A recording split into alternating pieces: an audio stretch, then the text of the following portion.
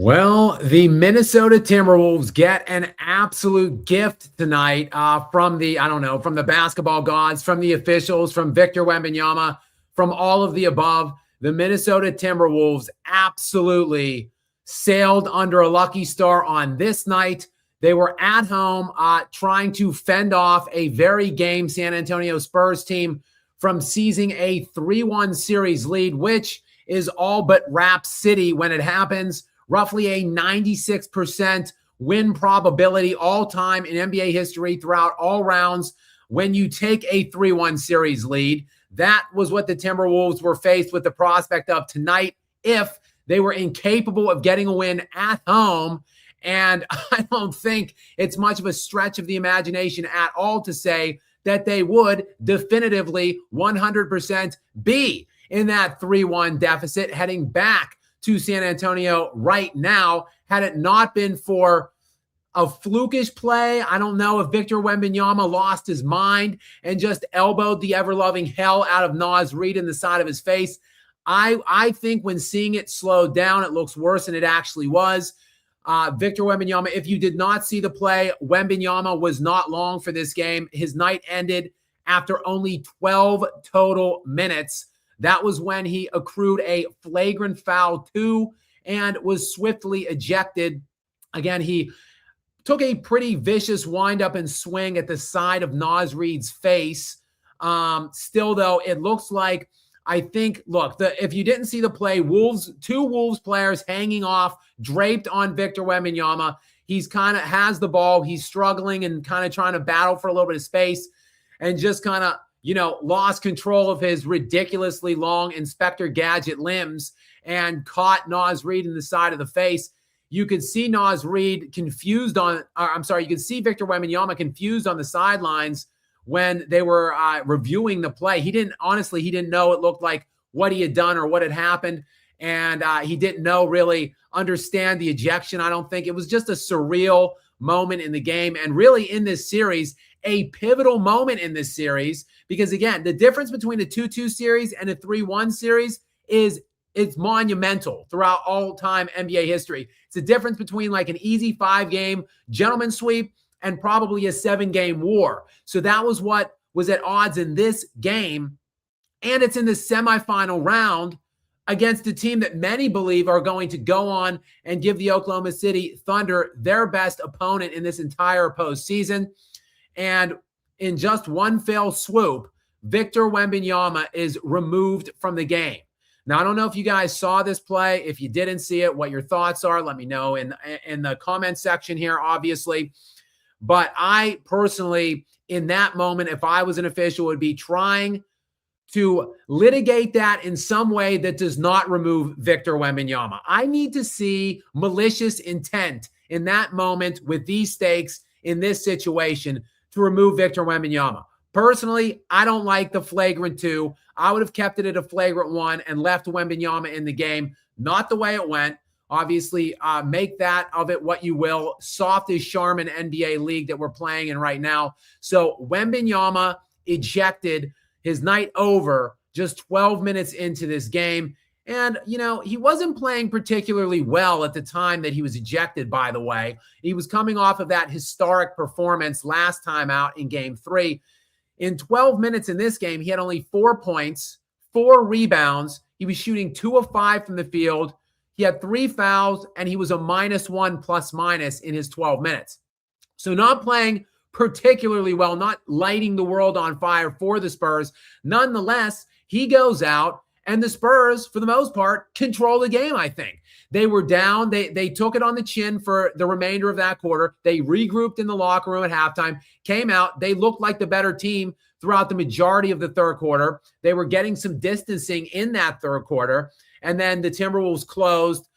They had a nice spirited run to end the third, got it to within 4. And then it was just a battle back and forth in the fourth. Look, credit to Minnesota, credit to Anthony Edwards. It's a make or miss league. They made their shots down the stretch in the fourth quarter. The San Antonio Spurs didn't. I did not agree with a number of substitution calls made by the Spurs throughout that fourth. I didn't like them taking Cornette out.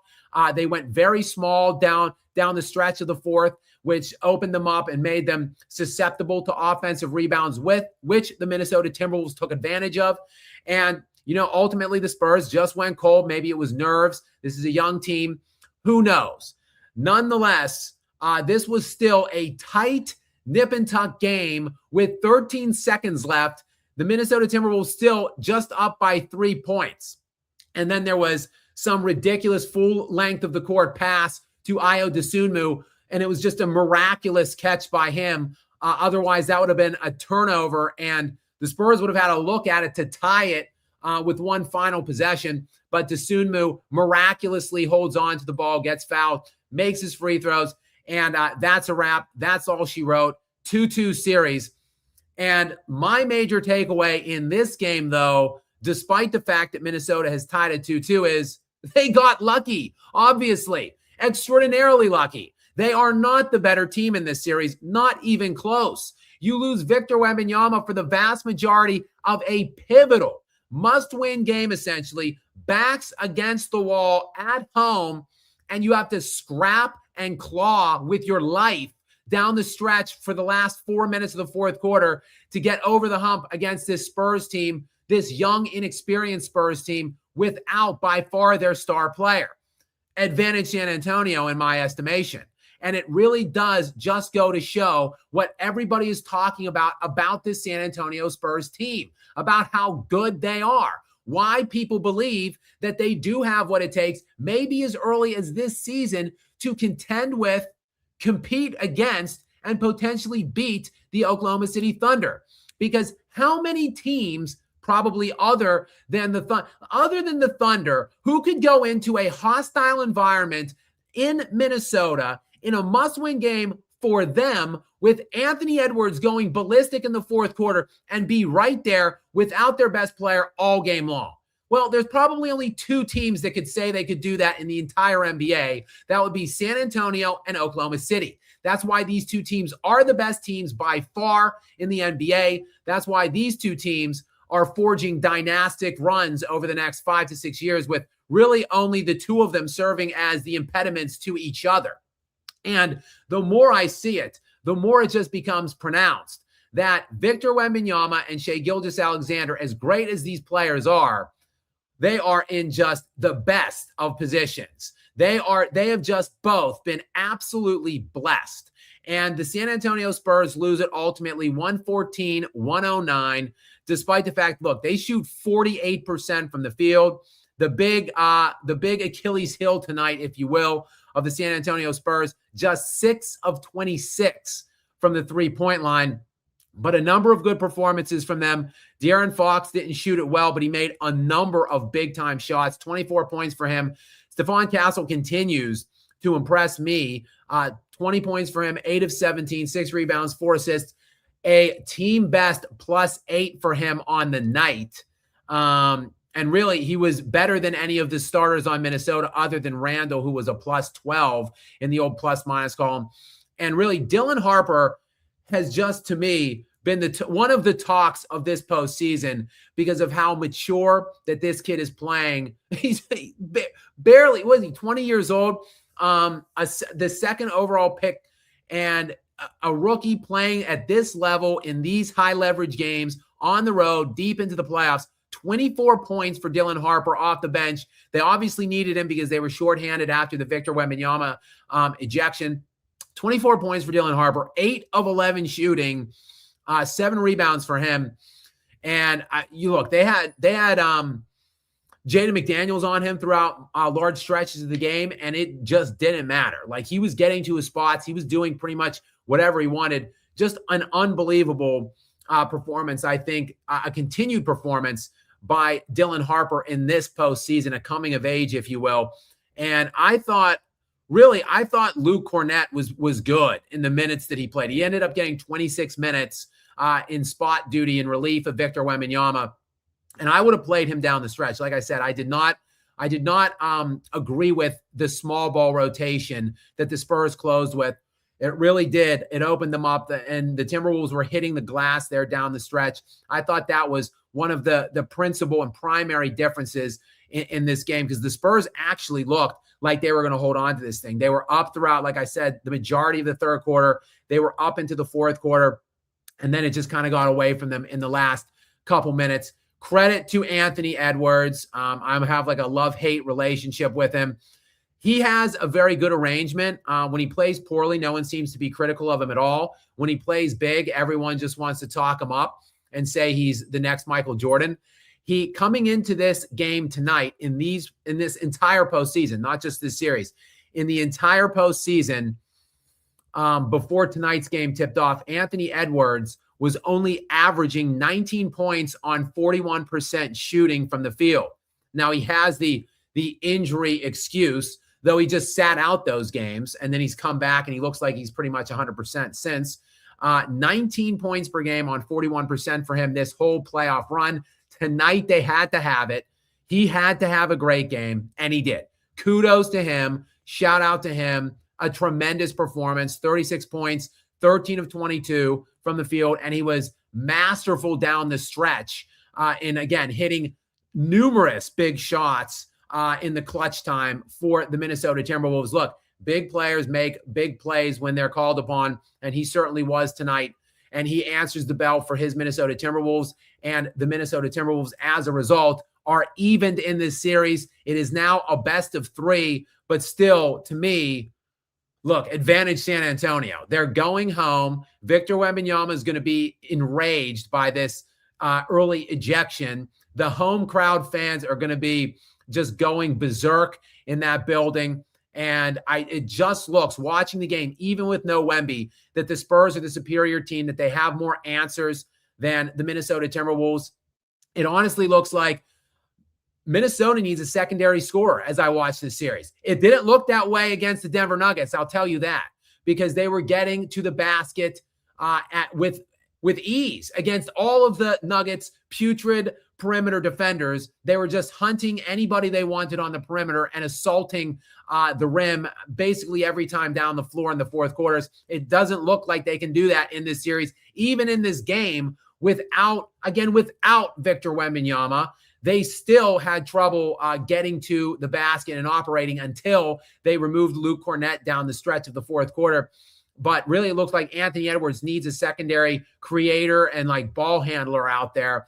Probably going to be an area of emphasis in the offseason, in my estimation, because I think nothing I've seen tonight would dissuade me from my confidence or my pick in San Antonio still moving forward now that it is a best of three. Again, 2 of the 3 games coming in San Antonio. Yes, they're young. Yes, they're inexperienced, but they just look so much better right now. They even looked better tonight. Minnesota really did just kind of squeak one out down the stretch. And I think San Antonio, obviously, they're going to kick themselves letting this one get away, because this is now going to be a lengthier series for them.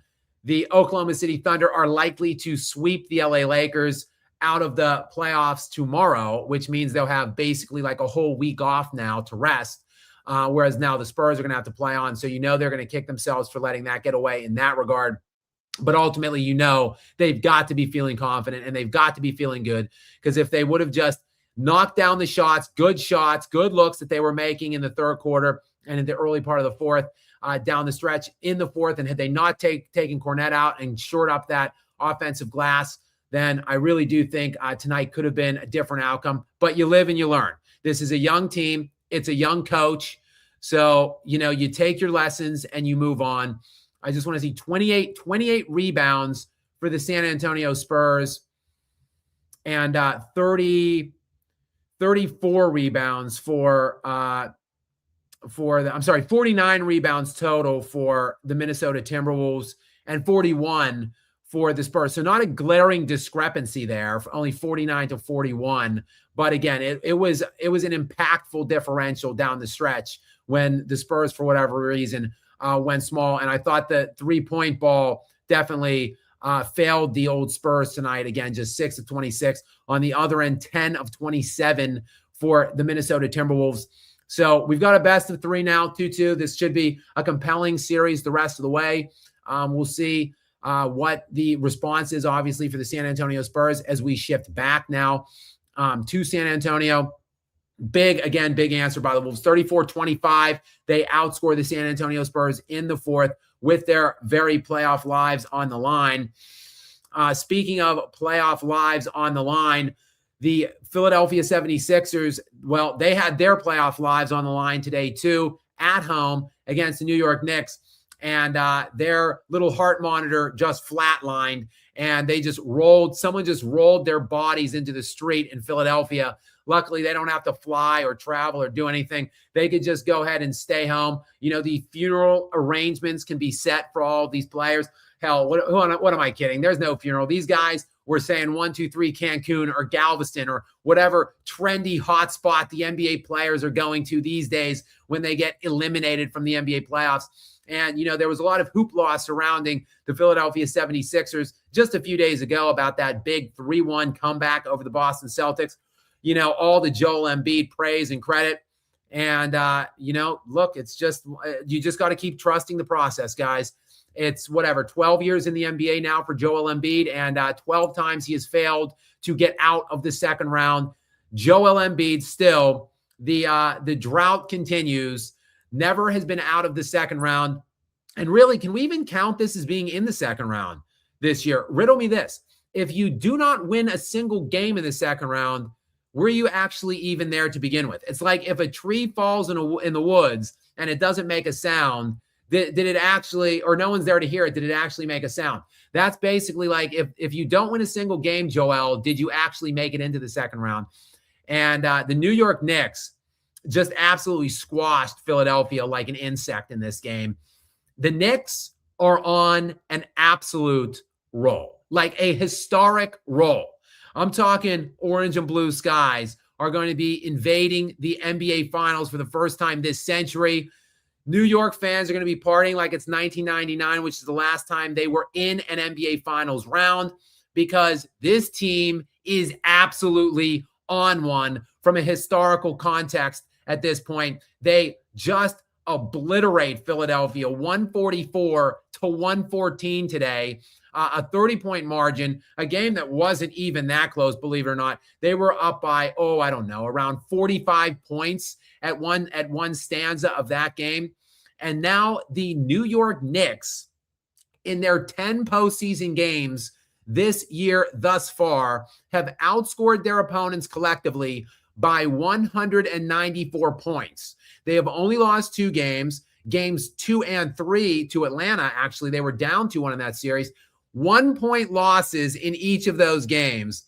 And every win they've had has just been by some ridiculous video game-like margin of differential, save for one. They played one tight game against Philly. But in the 10 games that they have played now, the Knicks have this postseason, they have outscored their opponents collectively by 194 points. Now, look, I'm not good at math. I was not a math major. It wasn't my area of expertise at school, but that's a nice, easy dividend problem there, or a division problem. 194 divided by 10, well, that's pretty easy. 19.4 point per game margin of differential on average, even with the 2 1-point losses factored in. You know what that is, guys? 19.4 point per game, 194 outscored opponents by over their first 10 games in this postseason run. That would be the largest margin of differential in NBA history for any 10-game span in any postseason ever. That is how much of a roll these New York Knicks are on right now. Now they just sit and wait. The Cavs are up. The Cavs are down, 2-1 in their series to the Pistons. But that game 4 is coming up in Cleveland. Obviously, New York will be rooting for Cleveland to even that series, so they get even more time off to sit and wait. I don't really think it matters which team comes out. You got to like Detroit because they went up 2-0 in that series, but we'll see what happens in game 4. It's really anybody's game or anybody's series if the Cavs find a way to even that one tomorrow night against the Pistons. But I don't think it really matters with what a historic role that the Knicks are in. And remember, OG Anunoby has been out of his mind this postseason. He was averaging 21 points per game on 77% true shooting percentage, over 60% from the field and the three-point line, 21 points per game, and He finished 10th in Defensive Player of the Year this year, so you know he's playing elite defense as well on top of that offensive productivity. And he's been out now 2 games because he's day-to-day with a hamstring strain, so they haven't even had him these last 2 games or today, and it didn't matter. At one point deep into the first half of this game, the Knicks were shooting 72% from the three-point line. They were still near 60% from 3 at halftime, and they were shooting a ton of them. So the Knicks are just rolling right now. They will now sit and wait idly by, nursing their injuries. OG Anunoby now gets like an extra week to rest. He ultimately, they said day-to-day initially, as I said, with the injury. Typically, hamstrings, if they're bad, go week to week. They classified it originally as day-to-day.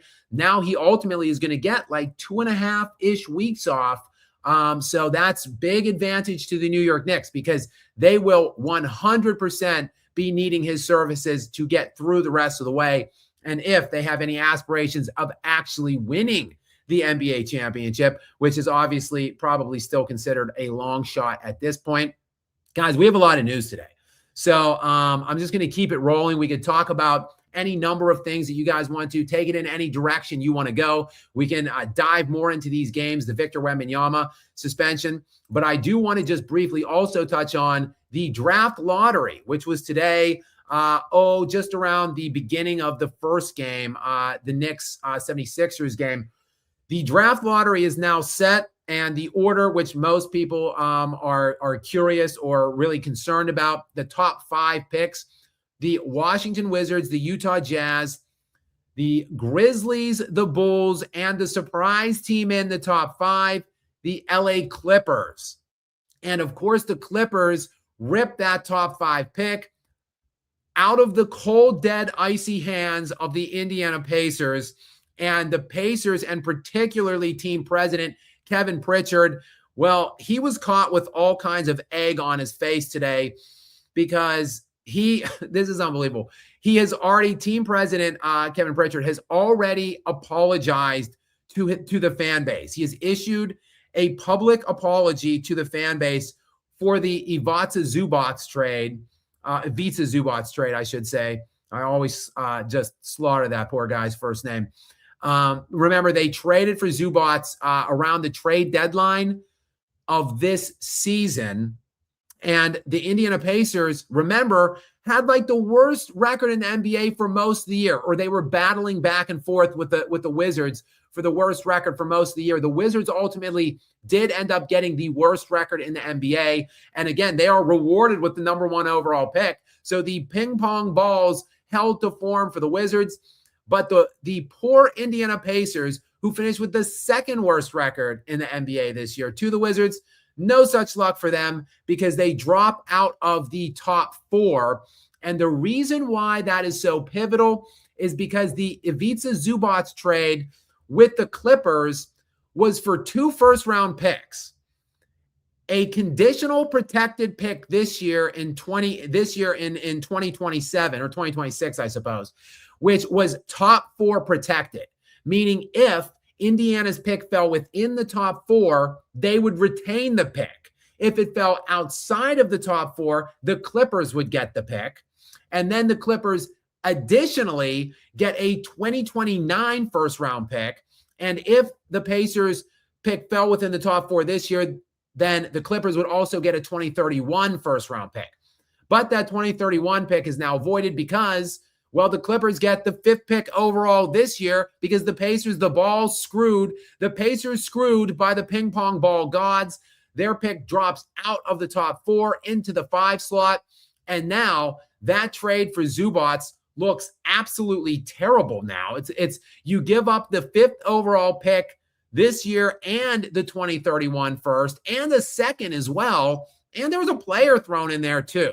So just a terrible looking trade now, really, in hindsight, for the poor Indiana Pacers and Kevin Pritchard, who again had to issue a public apology to the fan base.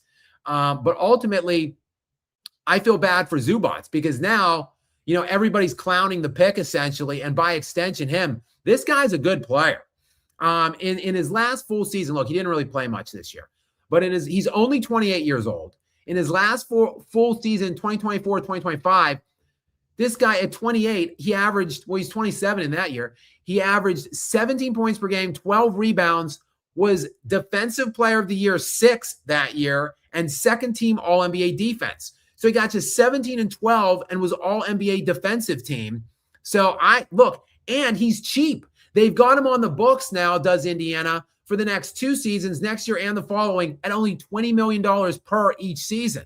So Zubac is a nice player, and he's an absolute bargain.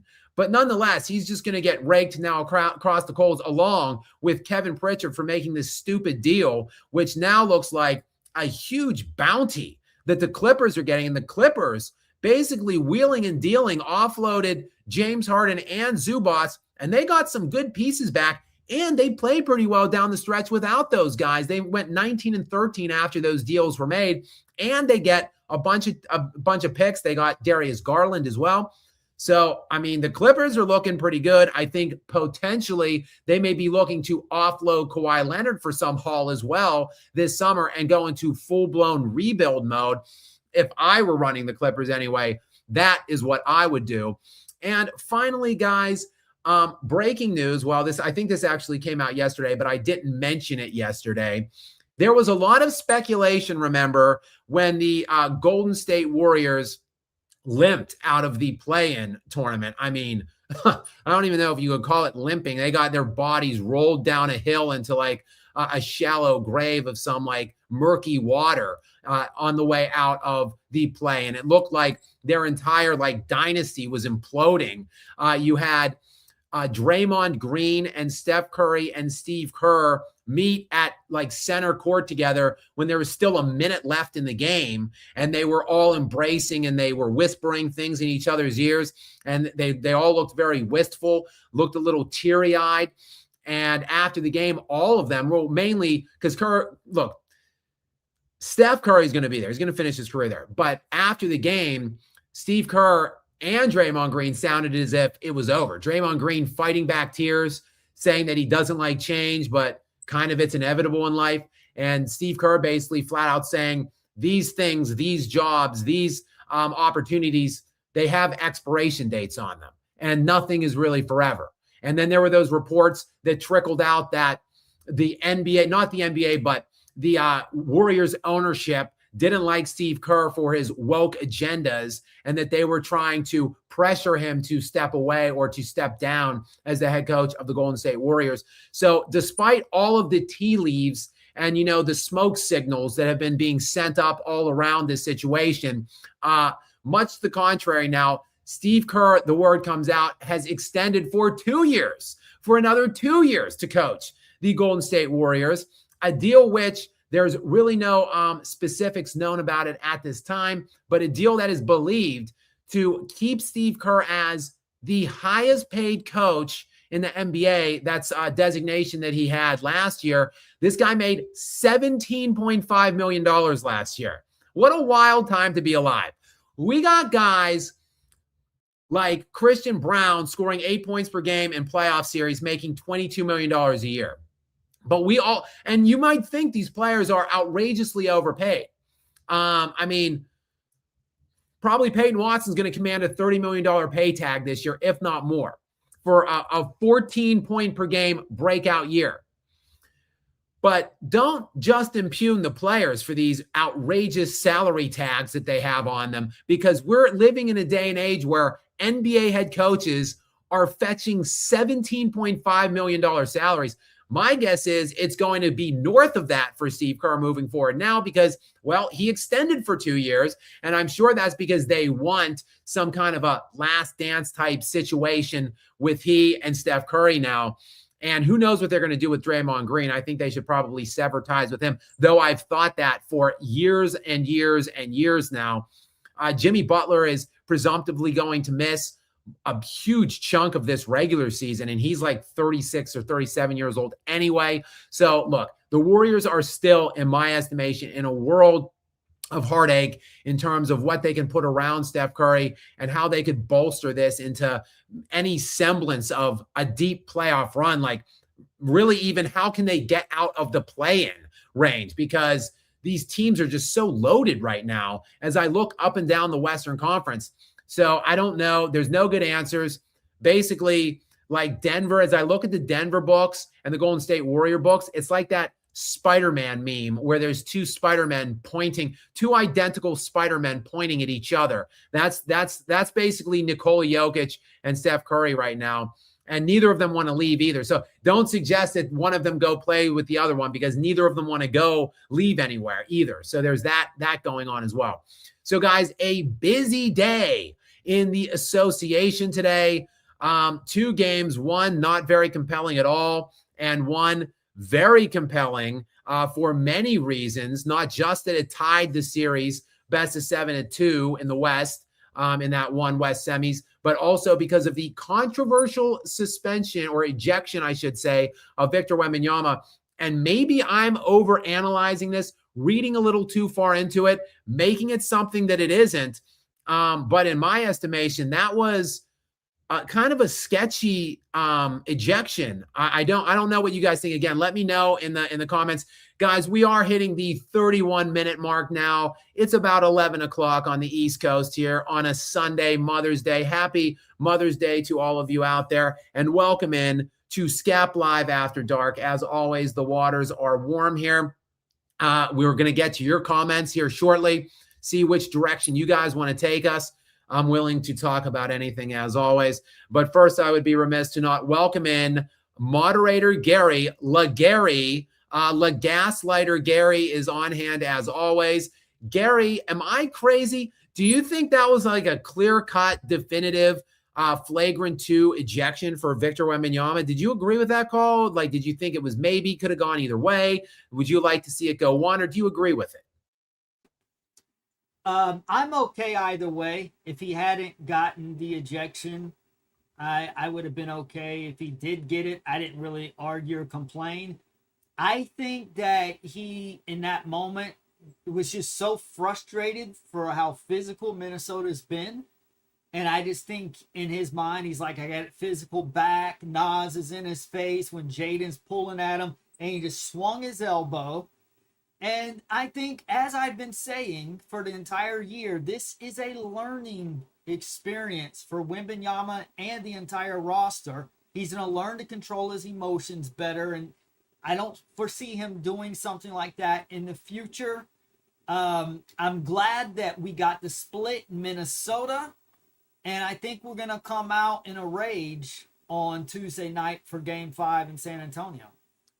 Yeah, like I said, San Antonio still looked like the better team tonight for most of the game without Victor Wembanyama.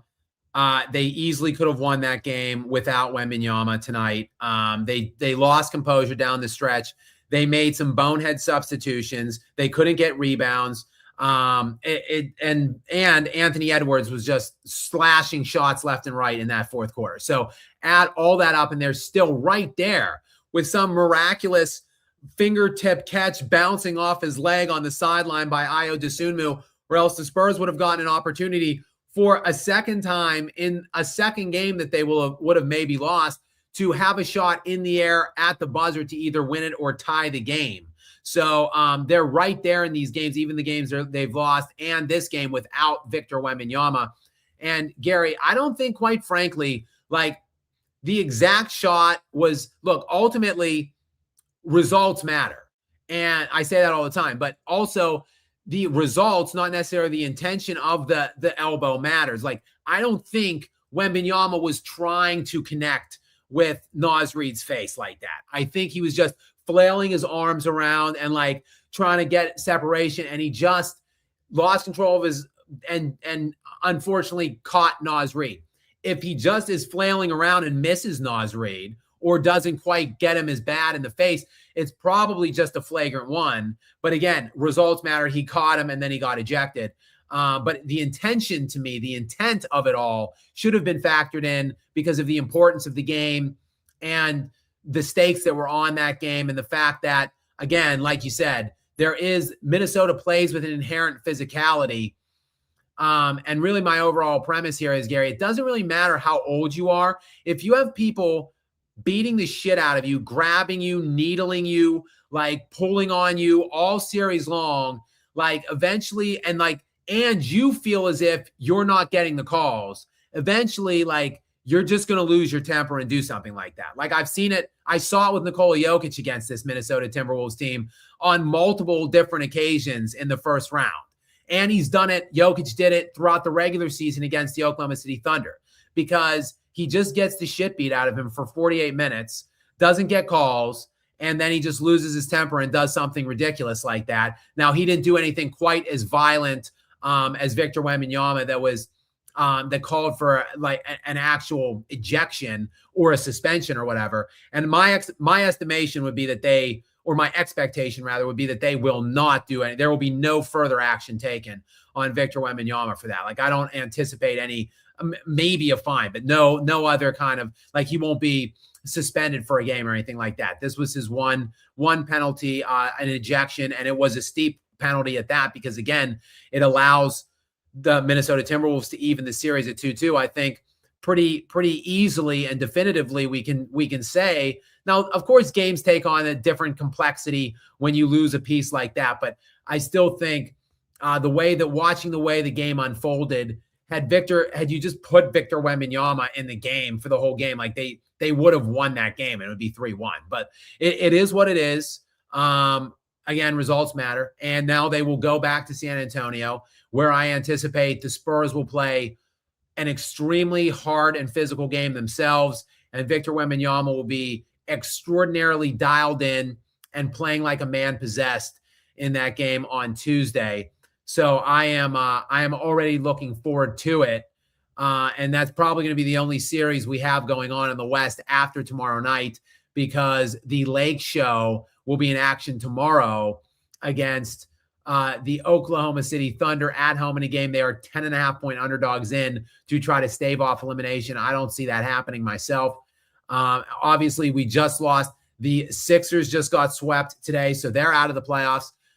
So really, after tomorrow, there's probably only going to be 2 series left, and we're going to see, do the Cavaliers want to have this be a lengthy series as well, or are they just going to be content to take the gentleman's sweep in that one against the Pistons?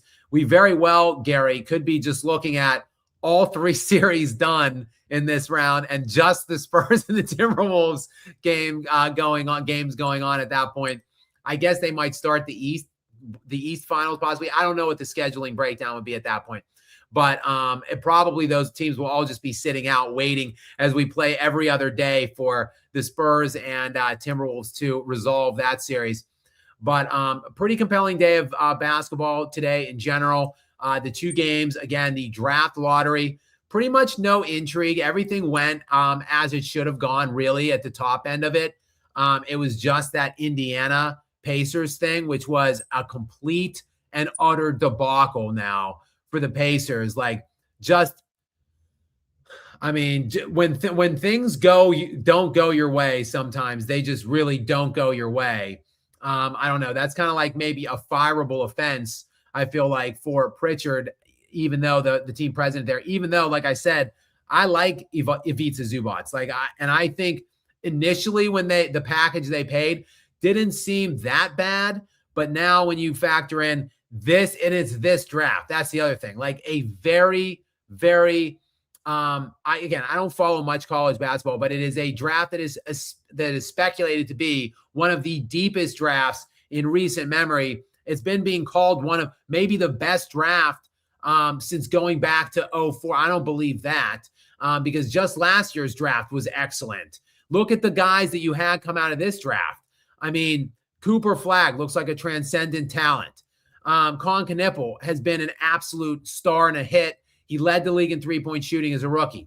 VJ Edgecombe has been great for the Philadelphia 76ers. And your guy, Dylan Harper, has been, like I said, throughout these playoffs, just magnificent.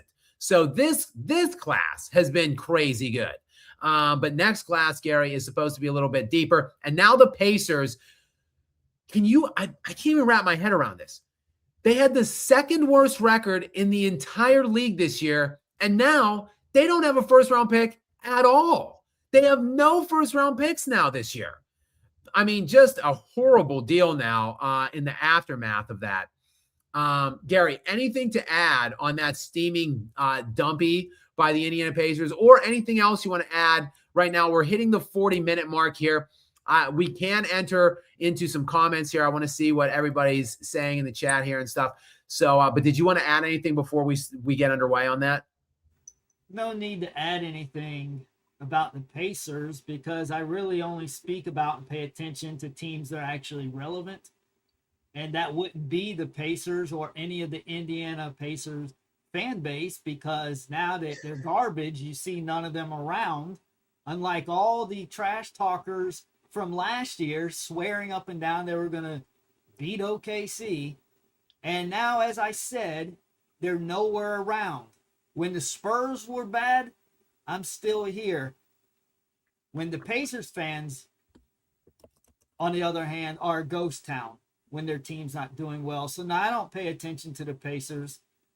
As far as the Spurs, I'm just all of this is learning experience. This game tonight, huge learning experience. Even for Wembanyama getting ejected, he's learning what he can and can't get away with moving forward.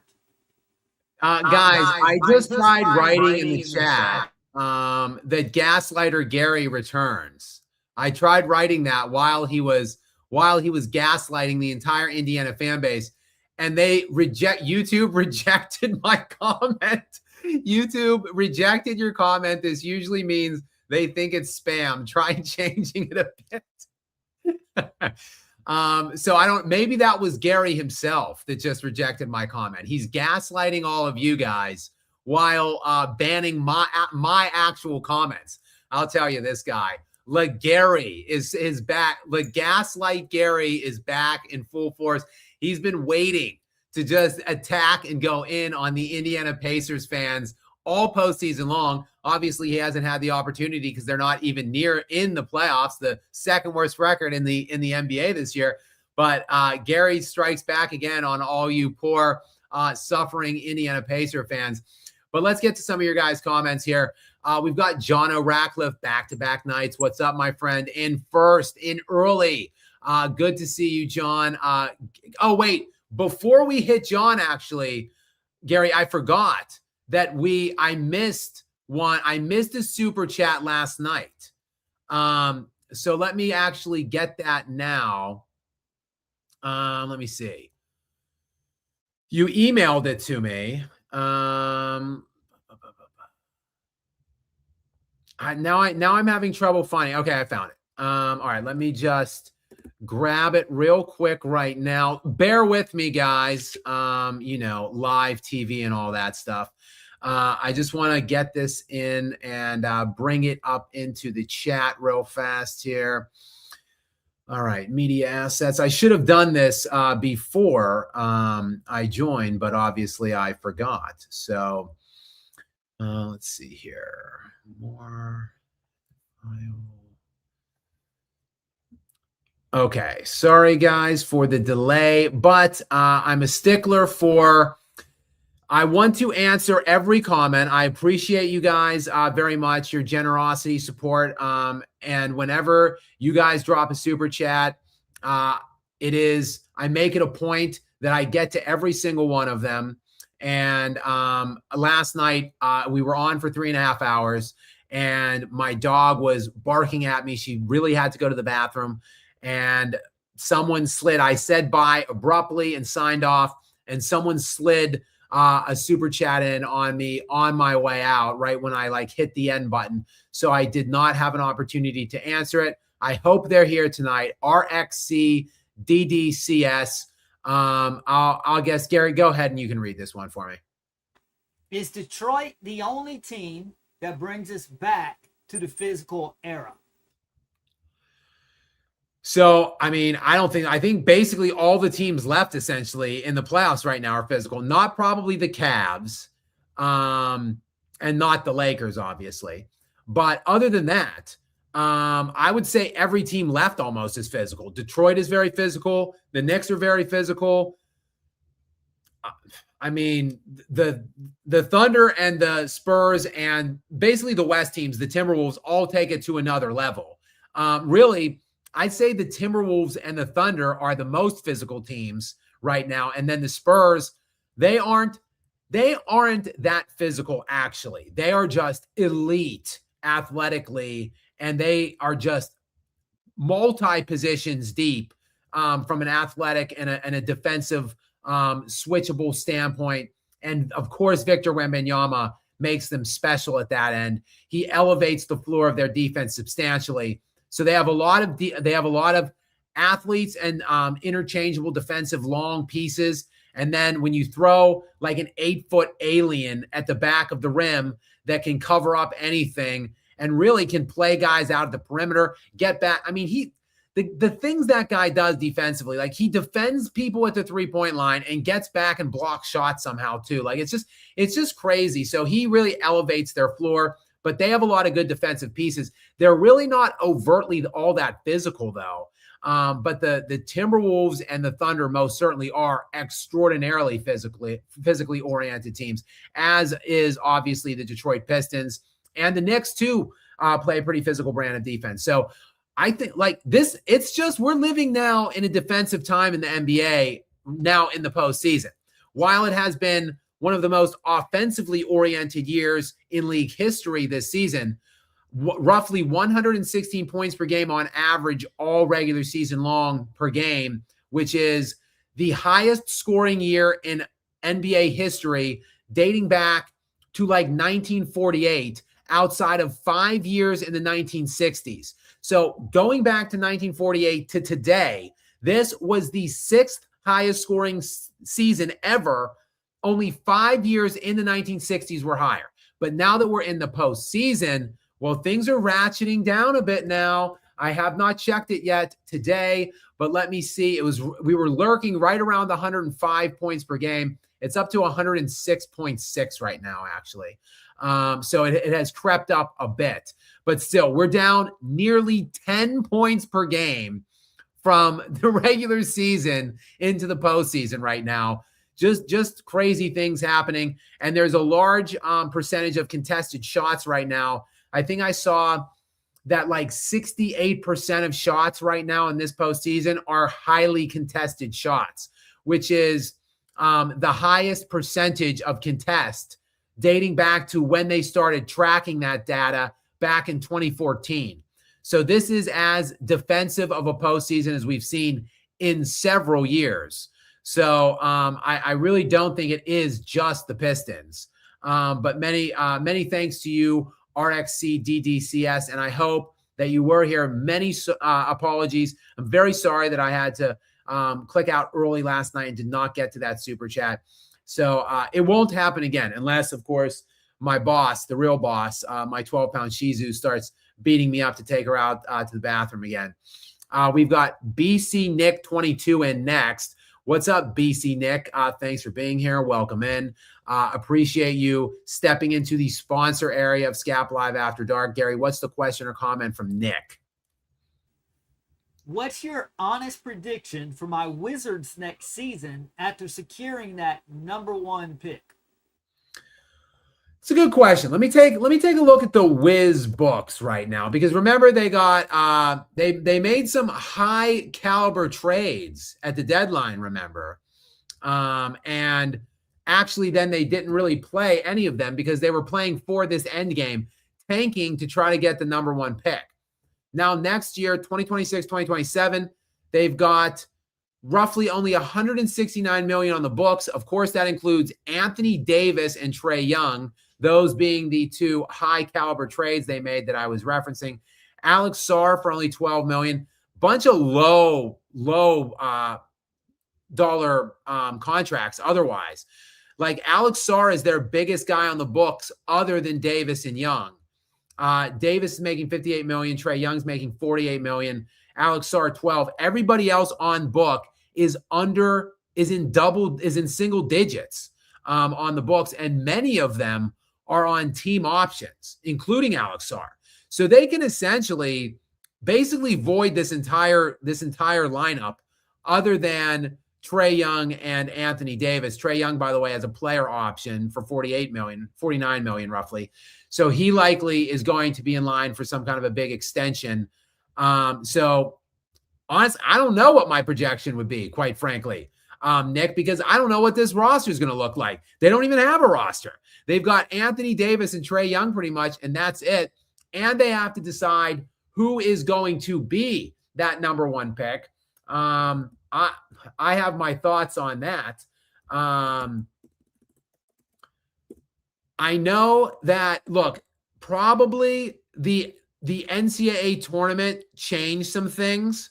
I went into the tournament thinking personally that Cameron Boozer would be my pick if it were me, because of the pedigree, because of the certainty of the pick, and you know exactly what you're getting. But I didn't watch much regular season of the NCAA. Watching the NCAA tournament, I was not enthusiastic, let's just say, about Boozer's athleticism and how he might potentially translate into the NBA level. So I think he's maybe dropped some slots there. Now, I think DeBonsa, that kid from where did he play? Gary, BYU? AJ DeBonsa? I think it was BYU. I think. So he, on the other hand, looked dynamic in the NCAA tournament. So I think that he has probably ascended up to the presumptive number one overall pick. And then who knows? Darren Peterson, I don't like him. I don't trust him. The kid from Kansas, a lot of mocks had him going number one to start the year. He was like the most talented player coming out basically of that freshman class. I don't like what I saw. He load managed a lot at Kansas. He played very small in big games in Kansas. He wasn't very good in the NCAA tournament. I don't like it. He reminds me too much of another guy that was a can't miss number one overall guy with similar athletic comps and build and so forth that came from Kansas, Andrew Wiggins. You guys remember that? Riggin for Wiggins way back in the day, the number one overall pick. I don't like between the ears on him, and I didn't like what I saw in the NCAA tournament from him. I would be veering away from Peterson. And while I do like Cameron Boozer, and I wouldn't look, if you get him at 4 or 5, that's a fine pick. That's a good pick. I likely would not go for him at number one overall now at this point, though. So, if I'm the one that's making the pick, probably DePonsa is the one, which means that's who it's going to be for your Wiz. And, he's a nice player. I like him, but he's certainly, I don't think he's like an immediate impact Cooper Flag-like rookie. So, when you factor in that I think he's going to need a couple years to ramp up, and the fact they have nobody under contract at all right now, I don't know what to expect from your Washington Wizards. Likely, I think there's another year where they're going to be, I mean, it depends. If you've got Anthony Davis and Young, you're trying to win now, right? So I don't know. I mean, I don't know what win now around those two guys will look like, especially because Anthony Davis is probably going to play 50 games at best. My estimation is you're going to lose some games, a lot more games this year, and probably get another high lottery pick next year. And then your rebuild will come into more of a focus then at that point when you've got, that pick secured and who that pick is going to become. And then you start building around those young guys for many years to come. All right, we've got go ahead, Gary. You missed the top one. Go to the top. John Ratcliffe. All right. I'm sorry, John. I can't believe I talked about you leading off. Then I had to get the one I missed from last night, and then I just jumped to Nick. Damn it, John. I'm sorry. Welcome into you. John was the first in. He was in quickly, 10:27. I went live at 10:25. So John was in here swiftly. John, welcome in. Sorry to keep you waiting nearly an hour to hear your question.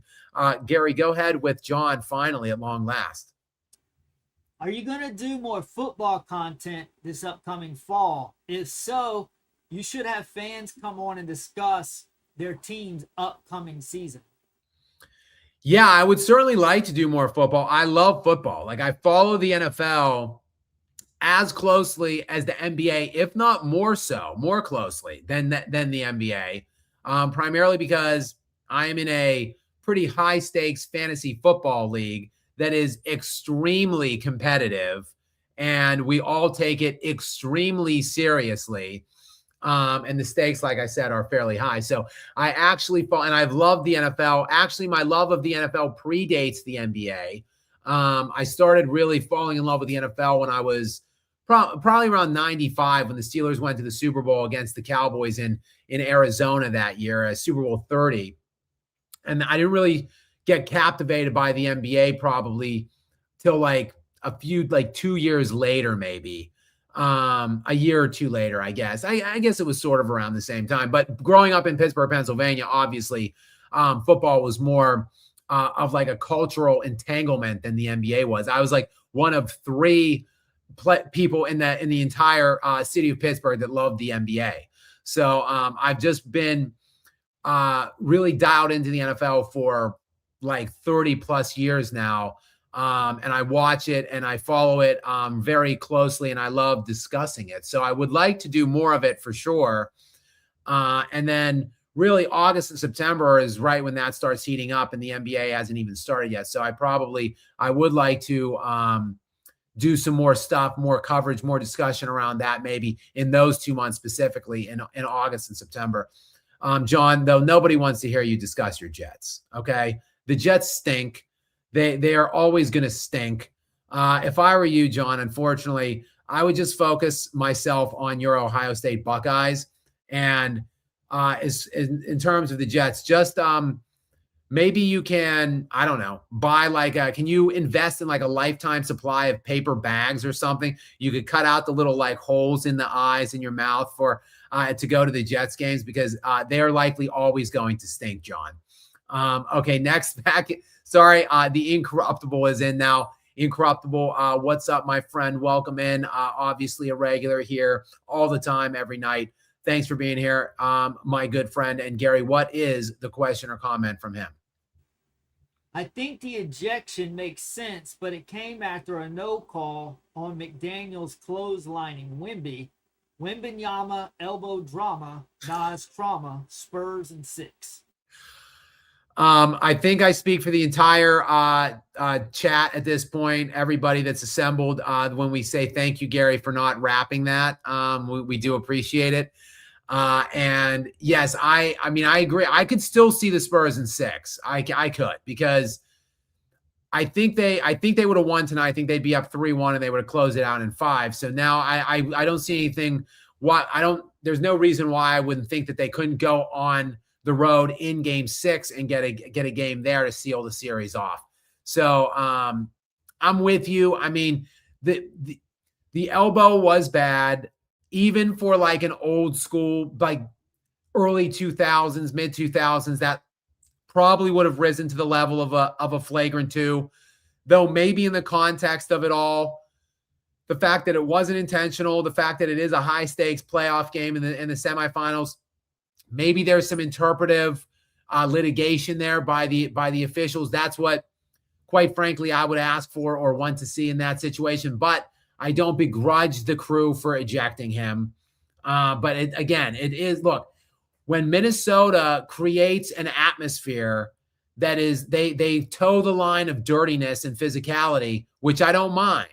But when you create that atmosphere, then you kind of have to deal with the consequences sometimes. And I don't think that, like Victor Wembanyama, like he's not that kind of player at all. He was just rising to the challenge of them. He was meeting their energy, right? He was, and I just, it's hard to swallow that then when he's lost for basically the entirety of a game that his team fights to the end in, and that they likely could have won even without him. So you just sit there and really it's just all about this ejection. And I don't like it. Generally, I'm all for a laissez-faire approach with my officiating in general. Like a less is more, hands off. Like let things go more, and then call things less, both offensively and defensively. Reward flopping and flailing and grifting less on the offensive side. Allow harder, tough-nosed physicality on the defensive side. And then when something like this happens, maybe just a tisk. Boys will be boys when we're in this hypercharged area of physicality in this kind of a playoff setting. Let's just go ahead, bygones. Let's shoot 2, have the ball, flagrant 1, and keep Wembanyama in the game. That's what I would have done. But I could see it either way, incorruptible. So I won't begrudge you your take there on that, or the officials for executing that flagrant 2 ejection. Okay, we've got D's Laughs. White Claw is in next. What's up, D's Laughs? Welcome into you. Thanks for being here. Thanks for supporting us. And Gary, what is the comment from D's Laughs?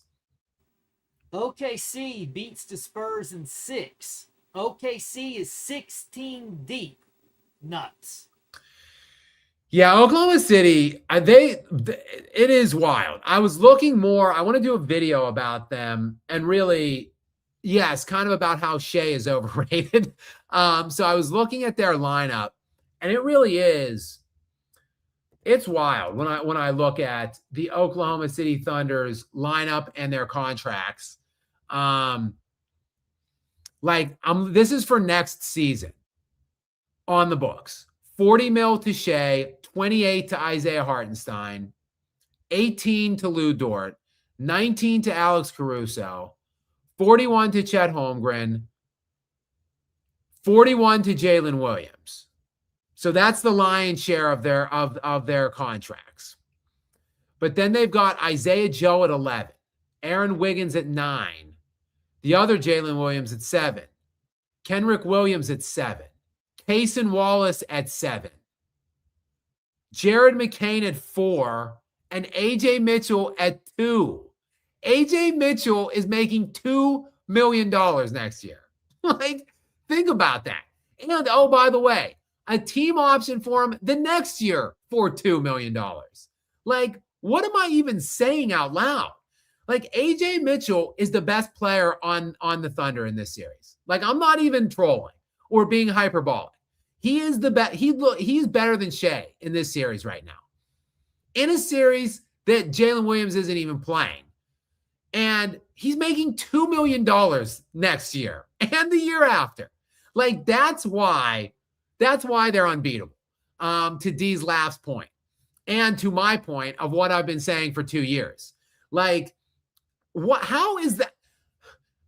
I just don't understand it, honestly. Jared McCain next year makes $4 million, and AJ Mitchell makes $2 million. What was that deal? Why would the Sixers make that trade? Right now, Jared McCain, in this postseason, is shooting 63% from the three-point line this year. I mean, come on. In this postseason in 7 games. AJ Mitchell, who's been thrust into a starting lineup for some of this postseason, he's averaging 17 points per game for the whole playoffs, 17 points per game and 5 assists for $2 million. And he plays good defense too. I honestly, and see, this is the problem inherently with the Denver Nuggets. I would rather have, in a vacuum, AJ Mitchell than Jamal Murray. He shoots just as well. He gets to the rim. He's faster. He's quicker. He's harder to contain. He gets to the basket easier and better than Murray, in my estimation. He plays better defense than Murray. And yet Murray is making $50 million next year, and this dude's making $2 million. That's why the Thunder are unbeatable, D's laughs. You're absolutely right. They're too deep, but the Spurs are an excellent team. If Jokic didn't play in a game in Minnesota, in a playoff game that was a must-win for Minnesota, like the Spurs did tonight without Wemby, the Timberwolves would probably win that game by 70 points. The Spurs were up with 4 minutes to go in the fourth quarter in that game. So the Spurs are a legit super team themselves that can absolutely compete. They're not as deep as the Thunder. They're not as good defensively as the Thunder. But I do think that their best player has the potential to be better than the Oklahoma City Thunder's best player. So that then is a little bit of a differentiator or an equalizer for the San Antonio Spurs. Maybe it won't be this year. Maybe next series is the series that Shea finally reminds all of us how great he is, because it certainly damn sure hasn't been this series. And maybe he does show like I am that guy next round against Wemby. But like if it is to be this year, this might be the last year that he'll be able to best Wemby. So because I think Wembanyama will be better than him moving forward next year. So, and like the Thunder will still probably be better than the Spurs, but not by much. And Wembanyama can be a neutralizing factor in that advantage moving forward. So, I mean, it'll be, look, I said last year, 2 years ago when the Thunder lost to Minnesota, to Dallas. So 3 years ago, the Oklahoma City Thunder tied the Denver Nuggets for the 1 seed, and they were the 1 seed by tiebreaker over the Nuggets, actually. And then they lost in the second round to the Dallas Mavericks and Luka Doncic. And I said going into that postseason, this might be the last year to get them. And then when it looked like they were showing some signs of, youthful indiscretions down the stretch of some playoff games last year in the postseason, I said, well, maybe I was wrong. Maybe last year will be the last time to get them. No one did. They won the championship. Then I thought they would take over for several years to come moving forward. And maybe I was wrong about that because the Spurs look way ahead of schedule. And I still think Oklahoma can stave them off this year. But next year, I think the Spurs are probably the favorites to win the championship next year, regardless of what happens the rest of the way this season. All right, we've got Too Many Clamps 130 in. What's up, Too Many Clamps? Welcome into you. Thanks for being here, Gary. What's the question? Actually, I'll take it. It's short. I kind of talked to it already. Suspension for Wemby in Game 5. I would be very surprised. Again, look, I'm talking borderline ejection. I'm talking like maybe it shouldn't have even been an ejection in this Game 4. So no, the fact that he was lost for basically the entirety of the game, he played 12 minutes. The fact that they lost the game, I think enough punishment has been incurred by the San Antonio Spurs. I would be absolutely stunned if they level a suspension, because then you really are changing the course of NBA history at that point. Because if that swings Game 5 and then the Spurs can't get back and win 2 in a row running, I really think the Spurs would have won this in 5 had he not been ejected at all. So you've essentially, and then the Spurs are the team that track best, match up best, can face the Thunder the best, and maybe potentially beat them. I don't think the Minnesota Timberwolves will be able to. So you are essentially changing the course of NBA history, maybe giving Shai Gilgeous-Alexander and the Thunder a second consecutive championship if you take it out of Wembanyama's hands moving into Game 5. So no, definitively no. If I'm helming the league offices, Too Many Clamps, the answer is no. And I would also be very shocked if the people that are helming the league offices do it any different. All right, next in we've got, oh boy, what is this? Super Q2Q, maybe? I don't know. Gary, what do you think? Do you like the way I said that? Super Q2Q. We'll just go with Super. What's up? Welcome in. And more talk on the flagrant. Go ahead, Gary. I'll let you read this one. Flagrant 2. Refs made the right call, unfortunately. Okay, so many of you are coming in here in the comments area here and letting me know that you do, in fact, agree with the call that the officials made and that Victor Wembanyama should have indeed been ejected from this game. Again, I personally, I would have had a very long discussion with my crew there if I were the guy making the call. And I probably would have interpreted some intent there. And I would have done anything I could have done to keep him in the game in that situation.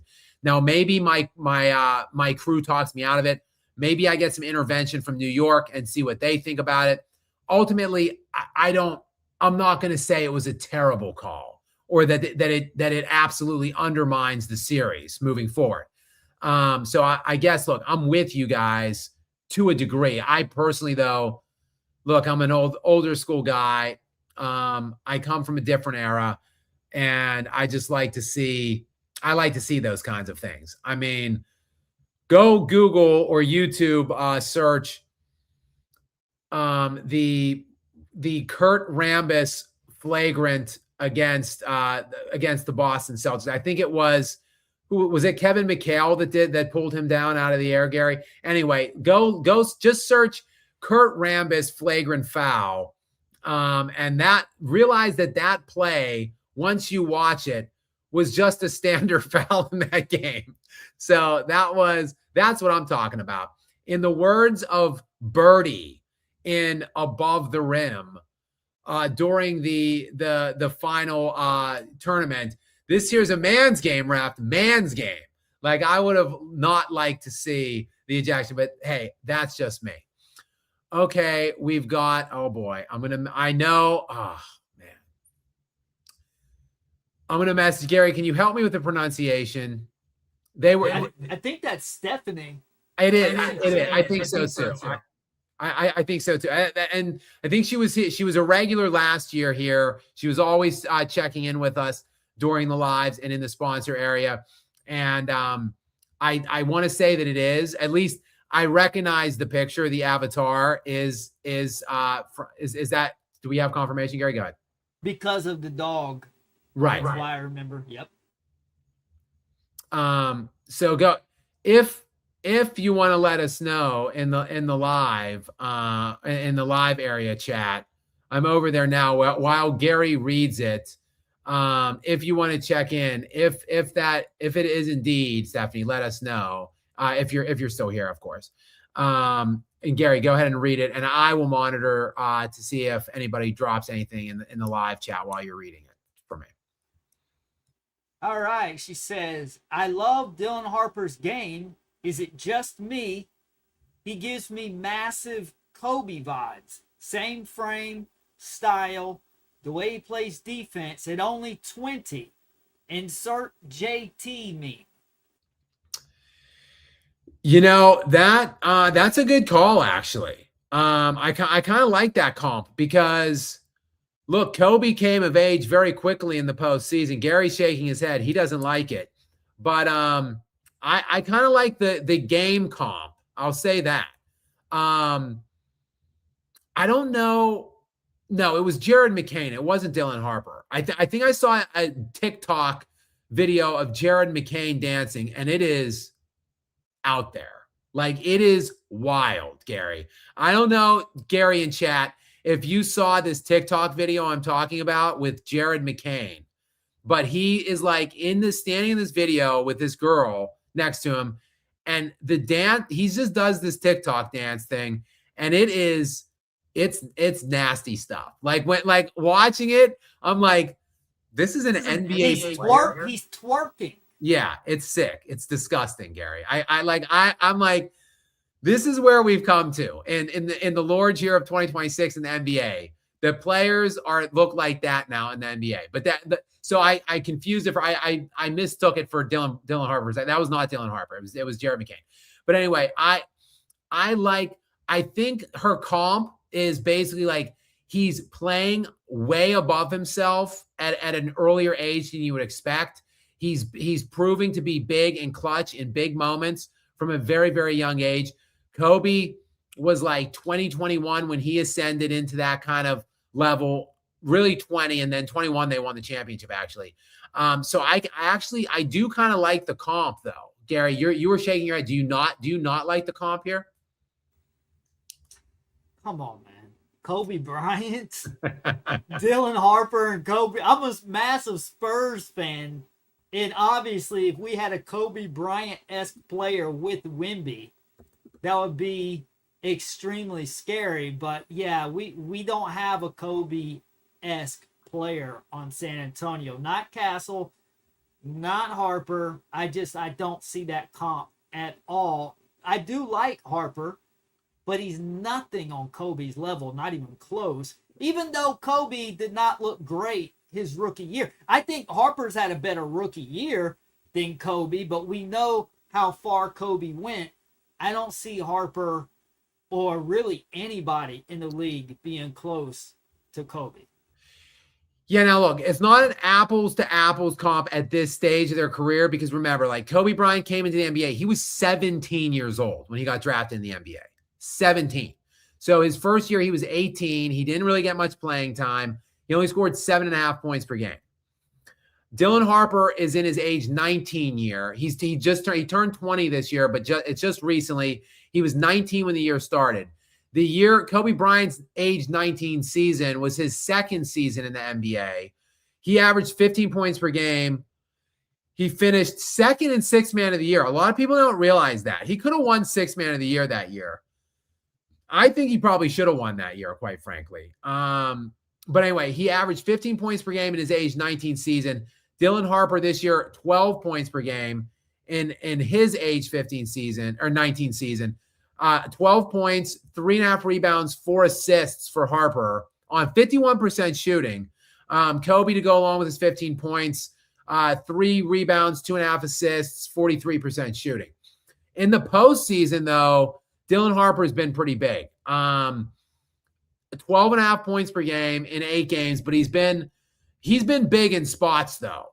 Gary, he's had some big games in these playoffs. Like in one of the games, he had 27 points back in game 3 against Portland.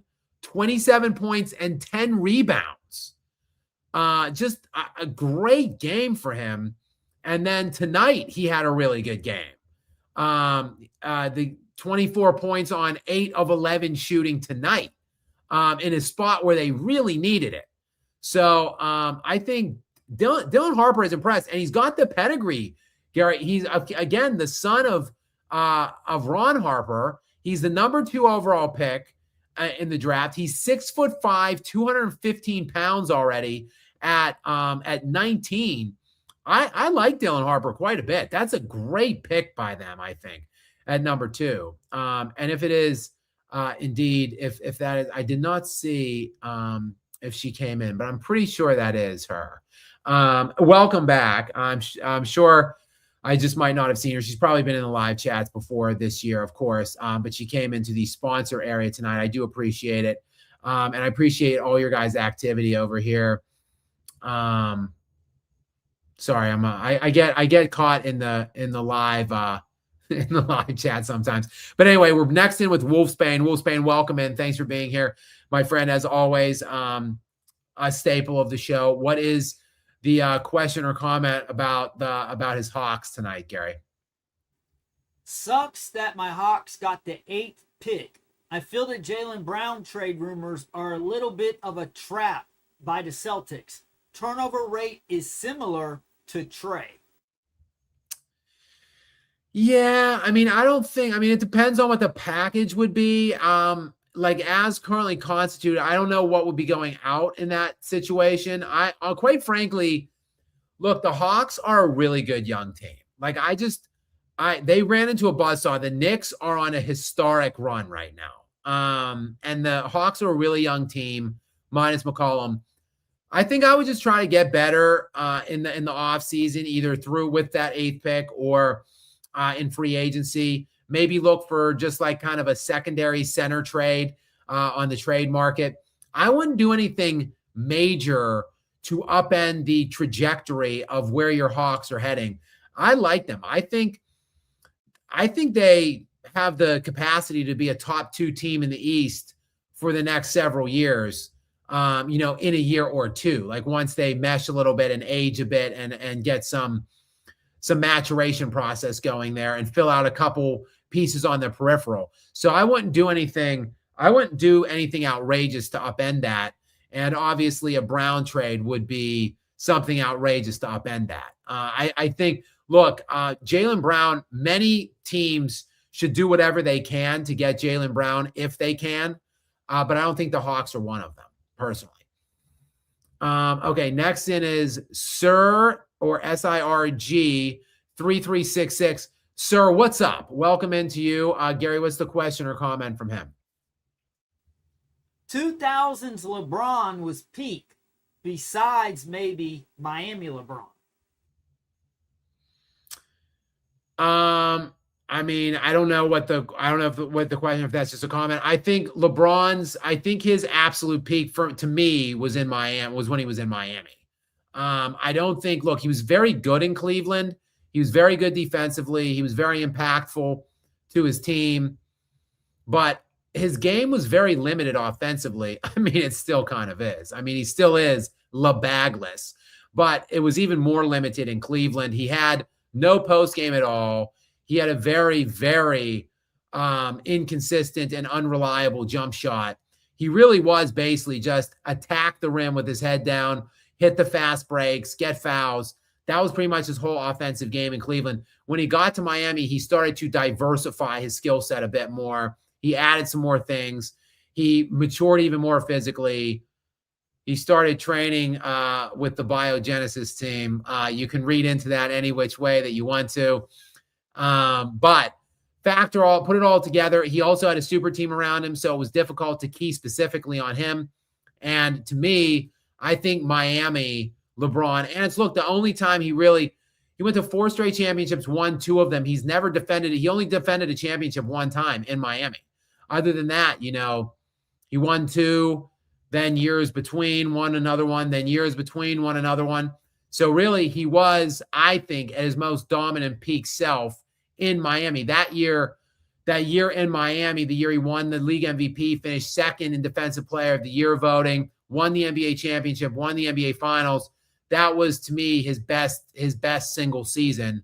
Many people think he should have won the Defensive Player of the Year. I do not think so. That was the year Marc Gasol won it, and Marc Gasol deservingly won the award in my estimation. But still, LeBron finished 2nd that year.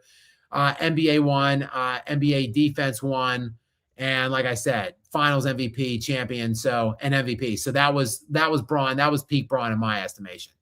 Oh, here we go. I'm going to read it to Gary, since the Incorruptible has written this one to Gary. Le Gaslighter, still undecided on the Spurs. What say you, Gary? Best of 3, 2 games coming in San Antonio, Wemby back. Who do you like the rest of the way in the series? Are you finally, Anthony Edwards is healthy, Gary. He's been phenomenal 2 games in a row. You said if Ant-Man was healthy, your pick was the Timberwolves in 7. It's now a best of 3. It's 2-2. It's anyone's series, and the Ant-Man is 100% healthy. So what say you? Are you going to stay with your pick now on the Timberwolves? I mean, like I said, this was one of those rare times I said I'm really not sure. I mean, it appears like the Spurs should win this series, but I don't care about this is what no one can grasp. I don't care about this season for the Spurs. I really don't. This is a throwaway season. I want us to learn and get in position to start our reign in 27 or 28. I really don't even know if they're going to. I'm not confident they're going to win it in 27 either. But in 28, Victor's year 5, Castle's year 3. They're going to get another good rookie next year, so he'll come into year 2 in 28. That is really when I'm going to be excited about the Spurs. This is all just a learning curve, and I can't really distinguish how fast they're going to learn this year. I don't know. And I'm not really that worried about it because I don't think they're going to beat OKC in the Western Conference Finals. So if they lose to Minnesota or lose to OKC, they lose either way, because the only thing I want is a championship. I don't care about 2nd place, 3rd place, 4th place. I just want my team to learn and grow, because this is a process. And they're in the middle of the process. They're not ready to win a championship yet. So if they win, or if they beat Minnesota here and then go on to the West Finals, they're going to lose to OKC. Either way, they're going to lose. Incorruptible. Obviously, the answer to your question is yes. Le Gaslighter is still waffling and uncertain and unable to make a pick. Gary, we understand you don't think they're ready yet, and we understand you don't think or even care if they win this year as a Spurs fan. But we're not asking you as a Spurs fan to make a pick. We're asking you as just a person that's watched the NBA to make your selection. Hell, I don't think the Nuggets are going to win any year ever, but I make picks and stuff surrounding them, of course. What do you think will happen? Like, what? Just removing your fandom and really, I get it that you don't think, I don't think they'll beat the Thunder either. But what do you think is going to happen in the next 3 games in this series? If you had to pick, if you had to make a pick, what's your pick? Judging by what I've seen thus far, I would say the Spurs should win in 7. Judging by what I've seen from these first 4 games, it appears the Spurs are a tad better overall. They barely lost game 1. I'm not going to be one of these people up here saying I know for fact, oh, we would have won and went up 3-1 tonight if Wemby hadn't been ejected. There's a strong chance we would have won and went up 3-1, but I don't know for sure. There's no telling what would have happened. So I just don't know either way. But yeah, it appears like the Spurs have the edge right now to win 2 of 3 because they've got them at home. I jumped ahead a couple here to the back to the incorruptible just a second ago. I'll read this one. Trust the process, quotes Gary Embiid. Well, when in 2013, when the Spurs were up 94-89 in Game 6, and they started wheeling out the trophy to give to the Spurs, I said, "Why are you rolling out that damn trophy? The game is not over." And all of you who are saying, "Oh, Gary's waffling," I bet you are all celebrating a Spurs championship with 28 seconds to go. I have learned through years, experience, and maturity never to count an opponent out until it is over on the clock. Ask the Atlanta Falcons in the 2017 Super Bowl. Quick story. Before we get back to the comments, actually, Gary, thumbs up or thumbs down? Were you were talking about the 2013 one, right? You just said the 2013 finals that the Spurs lost to the Heat. That's what you're talking about just now. Thumbs up. Yeah, where they were up 94-89 with 28 seconds to go, and it was Ray Allen's shot with a few seconds that tied it. Yeah, I was a massive LeBron hater at that point because, again, he destroyed the competitive balance of the NBA with that gutless coward job when he crawled his ass on his hands and knees, dragged himself on his knees to Dwayne Wade City. So I was in peak LeBron hater mode during that run in Miami. And obviously I was laughing my ass off during the entire Mavericks series in 2011. They then win the series in 2012, and they should have lost that series in 2013, the one you're talking about. But Greg Popovich lost his mind, took out Tim Duncan, allowed Chris Bosh to rip that offensive rebound and pass it out to Ray Allen to hit that 3 in the corner, only after Kawhi Leonard gagged those free throws away as well. A lot of things transpired in that last 30 seconds. But my point, I was actually living in Philadelphia at the time. I had people texting me, like congratulating me, like, "Skap, you were right all along. This guy's a loser. Like, he's about to be 1-3 in the NBA Finals because he lost in 2007, he lost in 2011, he won the year before, and if he lost that one, it would have been 1-3." And the thing I kept responding to people frantically in the timeout, I was like, "Not over yet. Clock's not 0-0 yet." And then, of course, as soon as Ray Allen hit that 3, I knew 2 things were true when that 3 went in, Gary. I knew that the Heat would win in overtime and that they would then win at home in Game 7 and win the NBA championship that year.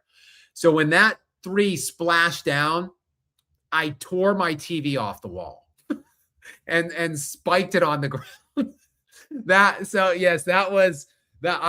Gary, I was right with you in there. I was feeling your pain during that 28-second nightmare, because when you're up 3-2 in an NBA Finals, that's one of the biggest choke jobs I've ever seen. Because when you factor in all of the things, like all the elements, you're an NBA team up by 5 points at home in a Game 6 closeout that you're up 3-2 in the series of, and you've been there countless times before.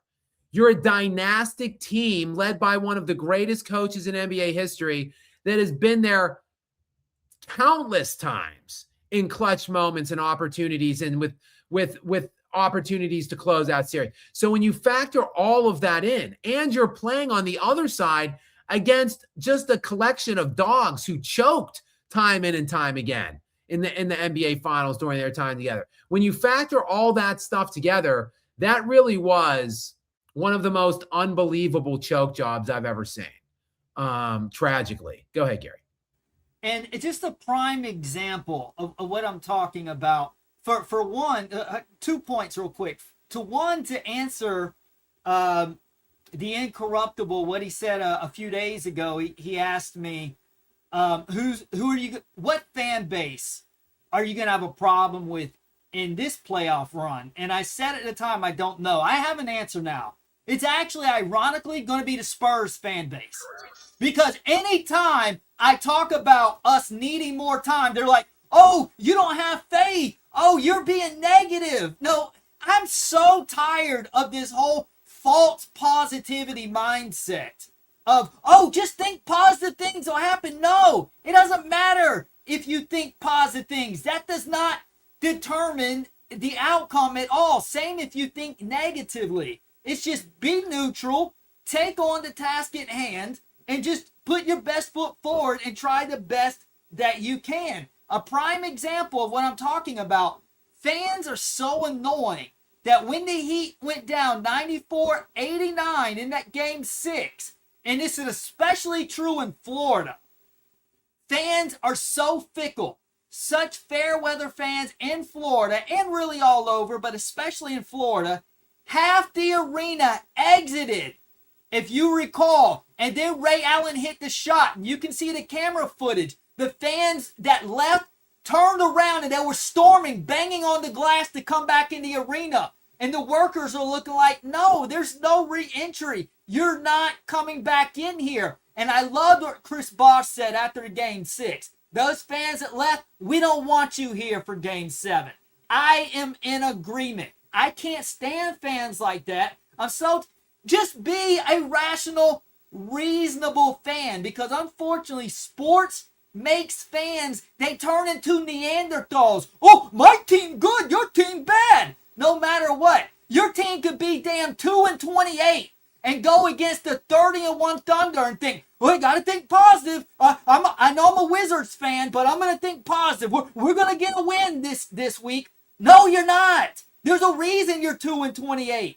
And there's a reason those guys over there are 30-1. You're not ready for them. But instead of this false positivity, why don't you just be objective, be realistic, look where you are, and see, how can I prepare to be better in the future, down the road? That's what the Spurs have been doing for the last 3 years.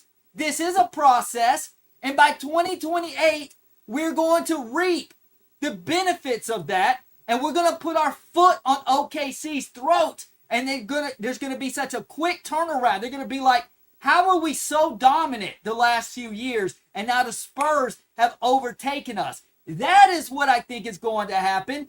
I don't understand how I'm a negative Spurs fan. I've been studying this for the last few years. This is why I fought with all of you last year and said we're not trading Stephon Castle for Giannis. We're not gutting our youth, because this is what we're building for. And now you've even got Stephanie who's thinking, I think Dylan Harper could potentially be another Kobe Bryant type. Why I don't agree with that, I do agree that Dylan Harper is going to be very good and productive, just like the rest of the team.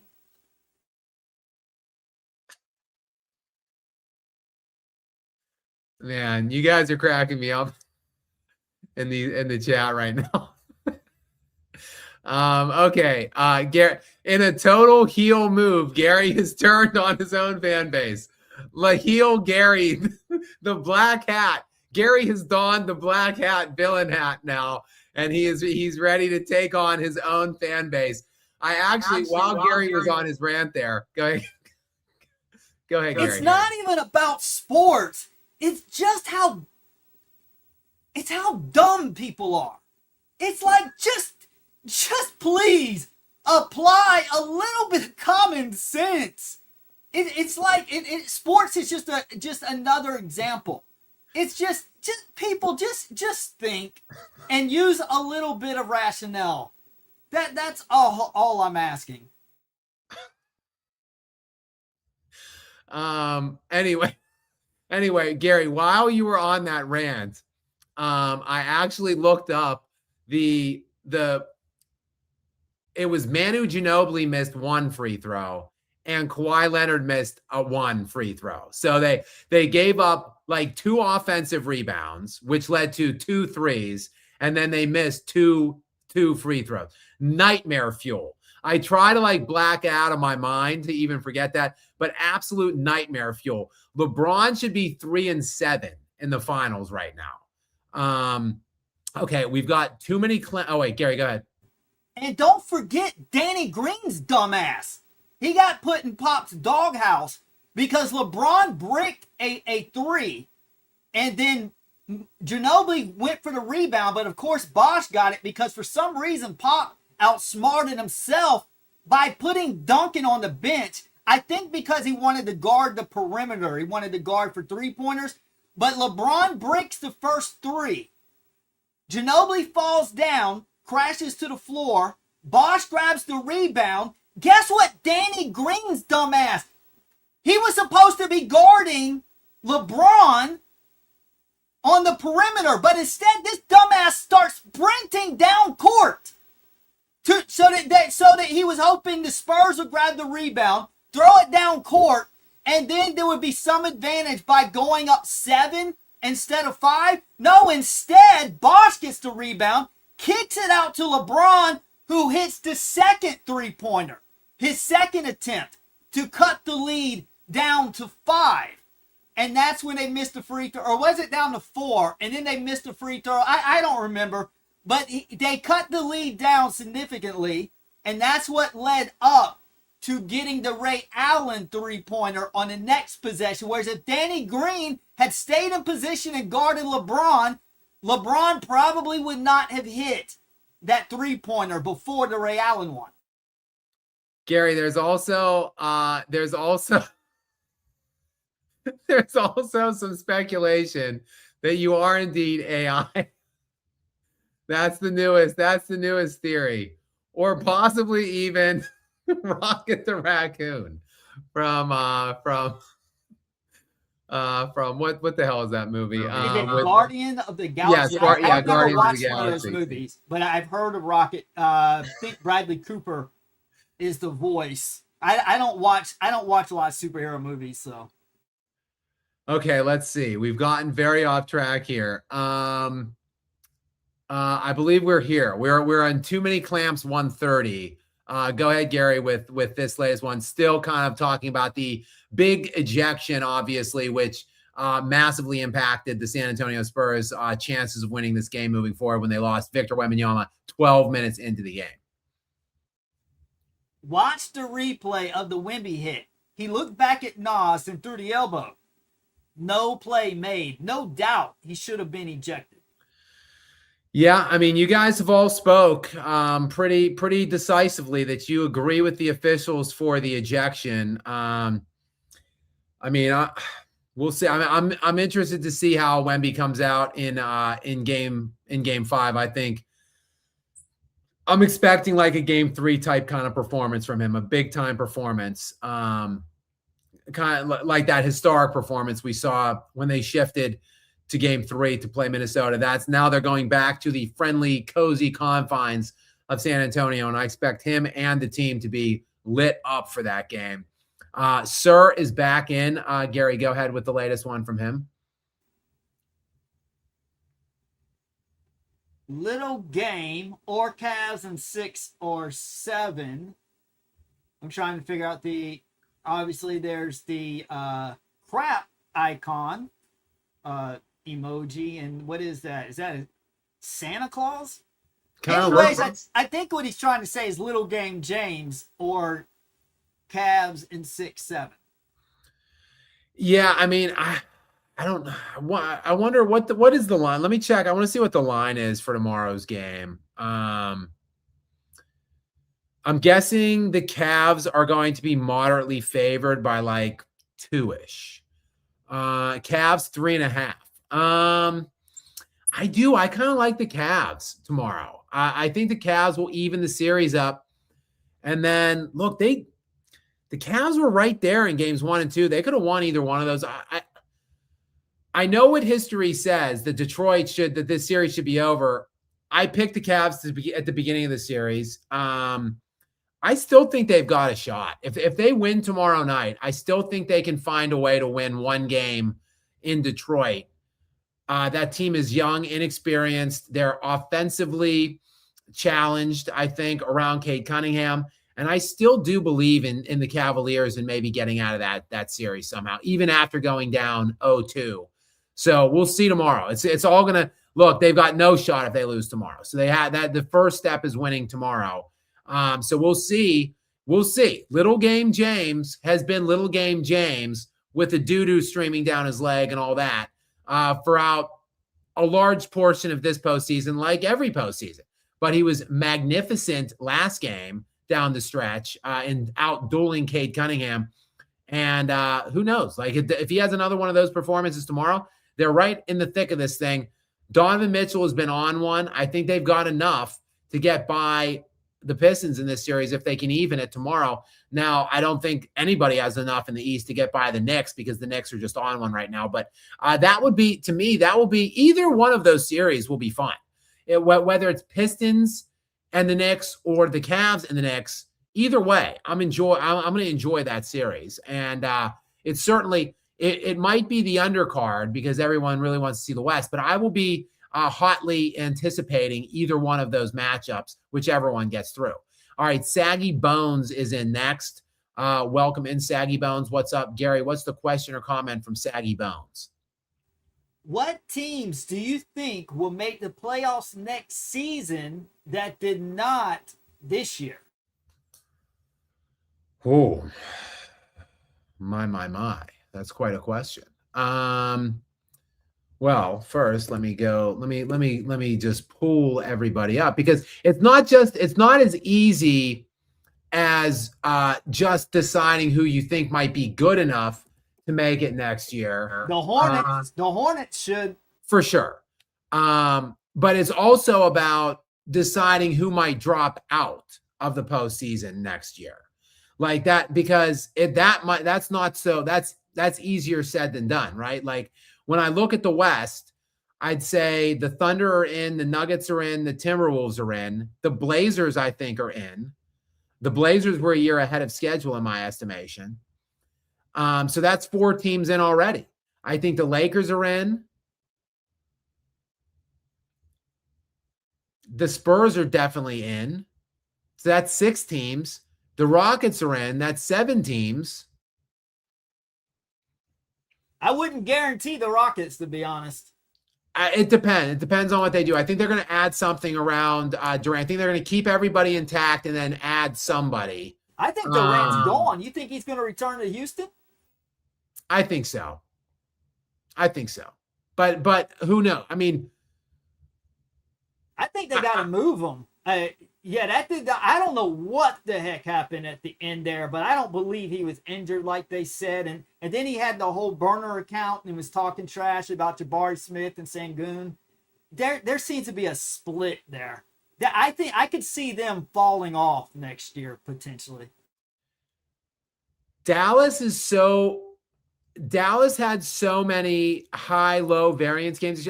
They lost so many clutch games. I feel like they were so young. They were so injured. They were missing practically their whole lineup other than Cooper Flagg for stretches of the season. I could see Dallas making the playoffs next year. Or the Warriors, maybe, if they could stay if they could have some modicum of health around Steph Curry and including Steph Curry, I could see them being in the playoff mix too. But look, it's going to be hard to find a team to drop out, quite frankly.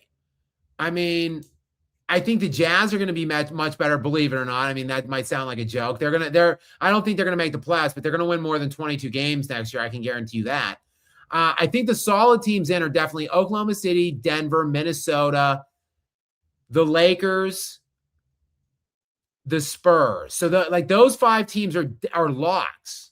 And then look, the Rockets probably, that's 6. Then Golden State, I don't know. You would think maybe they would put enough around Steph Curry and maybe his last or second to last year.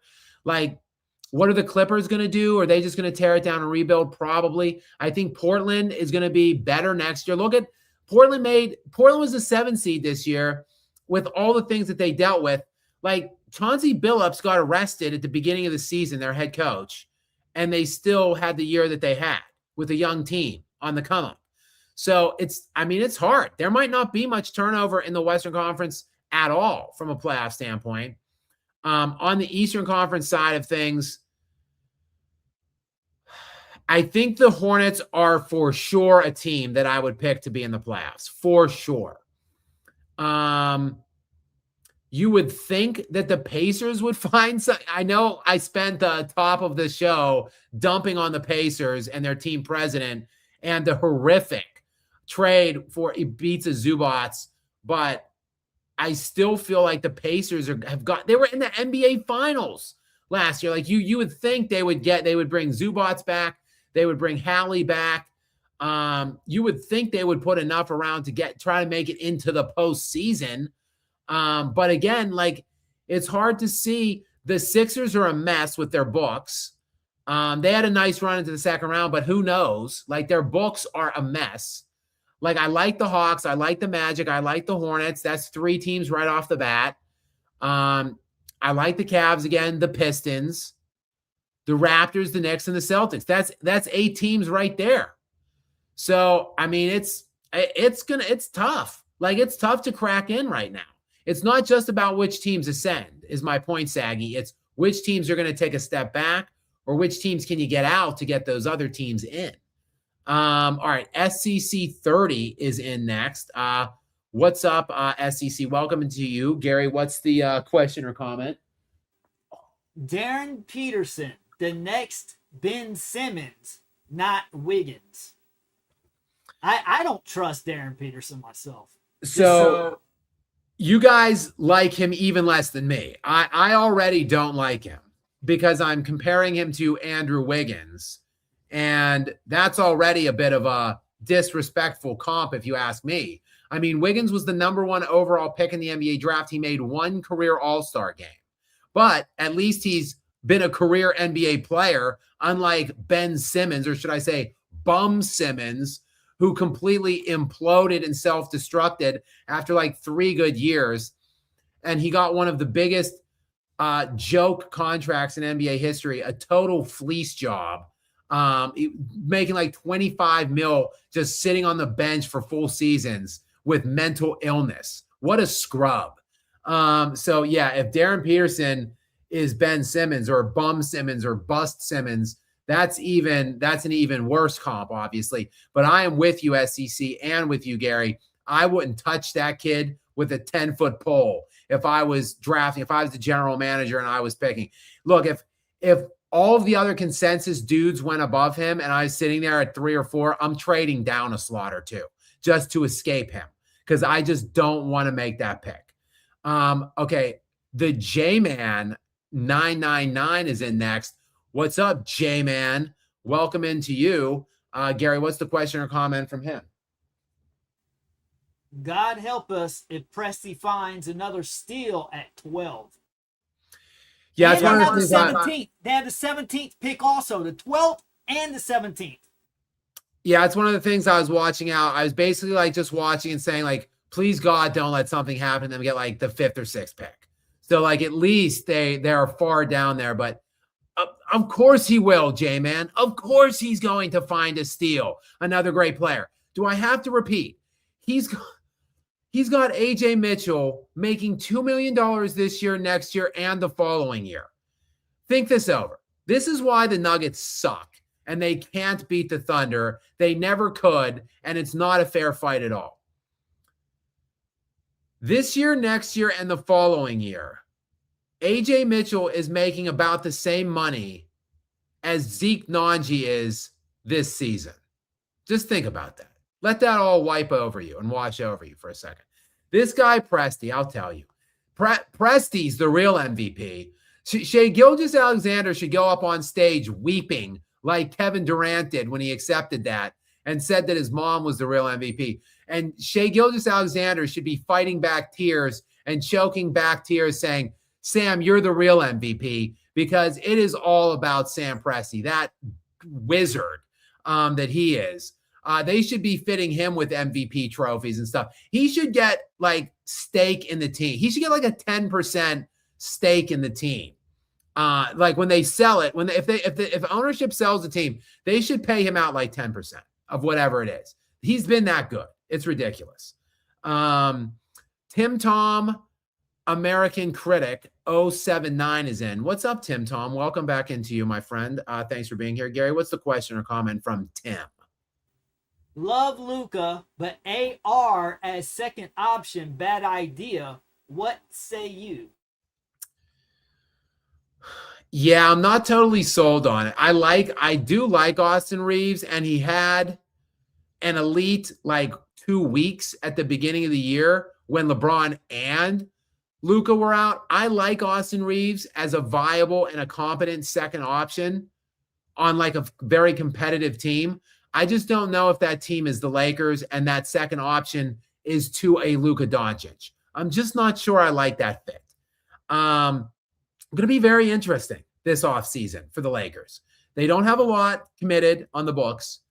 They've got a lot of huge decisions to make, including what they're going to do with LeBron James and what they're going to do with Austin Reeves. I think a couple months ago, maybe even just a couple weeks ago, I would have thought Austin Reeves was a sure thing and LeBron James was a definite no. Now I'm not so sure if it's not they get rid of Austin Reeves or they just let Austin Reeves walk. They keep LeBron and they just go out and surround, a couple athletic defensive pieces around LeBron and Luka then. I think maybe that might be the direction they're heading in. I think this postseason didn't do any good for Austin Reeves. I'll say that. And I don't think it's a shame because I don't think he's completely healthy yet. And I don't think his timing is back yet. So he's not his best self, but like those are the shakes. Like he wanted to come back. He fought to be back and he's out there and then you're going to be judged accordingly. Just like Nikola Jokic, just like Anthony Edwards. Like it doesn't matter if you're hurt or injured or whatever. If you're on the floor, you're on the floor. So I don't think looking at the product right now and how Austin Reeves has looked in the playoffs right now, it's not a sterling recommendation for giving him $50 million a year and tying him to Luka Doncic for the next 4 or 5 years of Luka's prime, taking him to like age 31 or 32. So that's something you got to think long and hard about beginning with the offseason, which could and likely will be beginning as early as tomorrow with probably another 30-point curb stomp by the Oklahoma City Thunder. I, of course, will be on here, of course, after that, if it happens, or even if they win, I'll likely be on. Gary and I will be on tomorrow night. It will be a late start because the game doesn't tip till 10:30. So we likely won't be crawling on here till around 1 a.m. on our time, but we will be on here to break down whatever happens. My guess is we will be breaking down the end of the season for the LA Lakers. Okay, we've got Premium Water in next. What's up, Premium Water? And thanks for being here. Gary, what's the question or comment from him? Since 1947, only about 27% of all number one picks have ever won a championship. Only 13.5% have won a ring with their original team. Interesting factoid. I love little factoids and I love stats. I did not know that one. So thank you very much for providing me with another thing that I could file away in my Rolodex memory when it comes to stats and things. Since 1947, only about 27% of all number one picks have ever won a championship. And only 13.5% have won a ring with their original teams. Interesting. Very interesting. I mean, I'm just doing a quick cursory rundown and that doesn't surprise me. Especially if you count things like if they were, well, I guess number one picks aren't typically traded on the night on draft night. But yeah, I mean, while I think a lot of number one picks traditionally and historically they've been great players, that doesn't necessarily translate to championship success, and obviously not with their original teams. 13%. That's a very stark and low number. So very good factoid from you, Premium Water. Thank you very much. We've got Wolfsbane back in. Go ahead, Gary, with the latest from him. Hey, OKC, can the Hawks try and trade for Isaiah? I would. I for sure would. Isaiah Hartenstein, love him. And again, he's got a player. I believe he has a 1-year player option. He does. So he made $28 million this year. It's a team option. So they might be looking to offload him because they're not going to be able to re-sign him. The following year in 2027, 2028, SGA is on the book for $61 million. Look at SGA's contract, by the way. $38 million this year, jumps to $40 million next year. Then $61 million in 2027, 2028. It then goes to $66 million in 28, 29, $70 million in 29, 30, and then $76 million in 2030, 2031. That is a massive contract that they have him on the books for. But so in the following year, not next year, but the following, they've got Shea for 61, Chet for 44, Jalen Williams for 44. So they're not going to be able to sign Hartenstein to some $30+ million deal. So likely they're going to be, I would be thinking they might be, unless they're trying to three-peat and they want to keep him and activate that team option for one more year. Other than that, they might be looking to move him. And I love Isaiah Hartenstein. He's so underrated. He's only 28 years old. He only averages roughly 9 points per game, 9 rebounds, elite defender. I think, if he was in a different system that was more formatted around him and his skills, I think he could be a 16, 17 point per game scorer, 12, 13 rebound per game guy, and like an all-NBA defensive team kind of anchor. So, I mean, I certainly would be looking to try to make that deal if I were you. And I think we kind of talked about that, Wolfsbane, a few nights ago, or maybe I speculated that was something that that your Hawks should maybe look into. Okay, By the Bounce, 2909, what's up? Welcome back in, By the Bounce. Thanks for checking in tonight with us. Gary, what's the question or comment from By the Bounce? Whose playoff career is more disappointing, T-Mac or Embiid? Neither performed egregiously, but I feel like expectations for both were similarly higher. Yeah, I feel like probably the answer is Embiid. I mean, they're both, yes, like neither of them like outright choked in playoffs. They just really, it's just a more of a lack of health and reliability and availability from these two players. It just simply isn't meant to be for these guys. And I like both of the players. I'd say T-Mac wasn't as heralded of a player as Joel Embiid. Likely, like if he didn't have all the injuries and stuff, he could have been the number 1 pick, probably would have been the number 2 overall pick. Was the number 4 overall pick. He's been elite. He's we've talked about this, per 75 possessions. He's the highest scoring player in NBA history. He has a league MVP. He has several All-NBA selections. I mean, I just feel like the trust the process movement that was built around him to never get out of the second round, and T-Mac never really got out of the first round, but to never get out of the first round and to never even come remotely close to sniffing an NBA championship. And his career is basically over at this point. I mean, he's like 31 or 31, and he's done. Like, it's over. The writing is on the wall. This guy's never going to be right. So I feel like the answer, it's kind of both or either. But if you force me to pick one, By the Bounce, I would take Embiid. Okay, we already read this one. Trust the process. Speaking of Joel Embiid and trusting the process. Okay, too many clamps. 130 is in. maturity equals trauma, Gary. What say you to that? I'm not sure what he's referring to, but he put that when I was talking about the Spurs a few minutes ago. I'm not quite sure what he's referring to.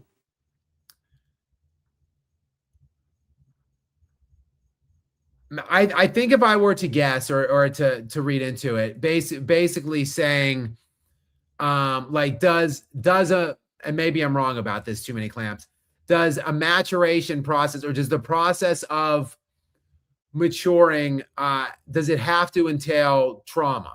Like, is that the question? So is there any other way, Gary, that they can go through, gain their valuable and necessary playoff experience without going through like kind of heartache or failures? It's possible, but the thing is, they're not the best team in the league right now. OKC is better than them. If they were the most talented, then it would be a very rare case where, you could just come out the gate and win it your first year. The Spurs are one of the most talented teams, but they're not the most talented team yet. We still need our stretch four. We need some more size. We need to be able to rebound. We're getting outworked. They're killing us on the glass. No need to panic.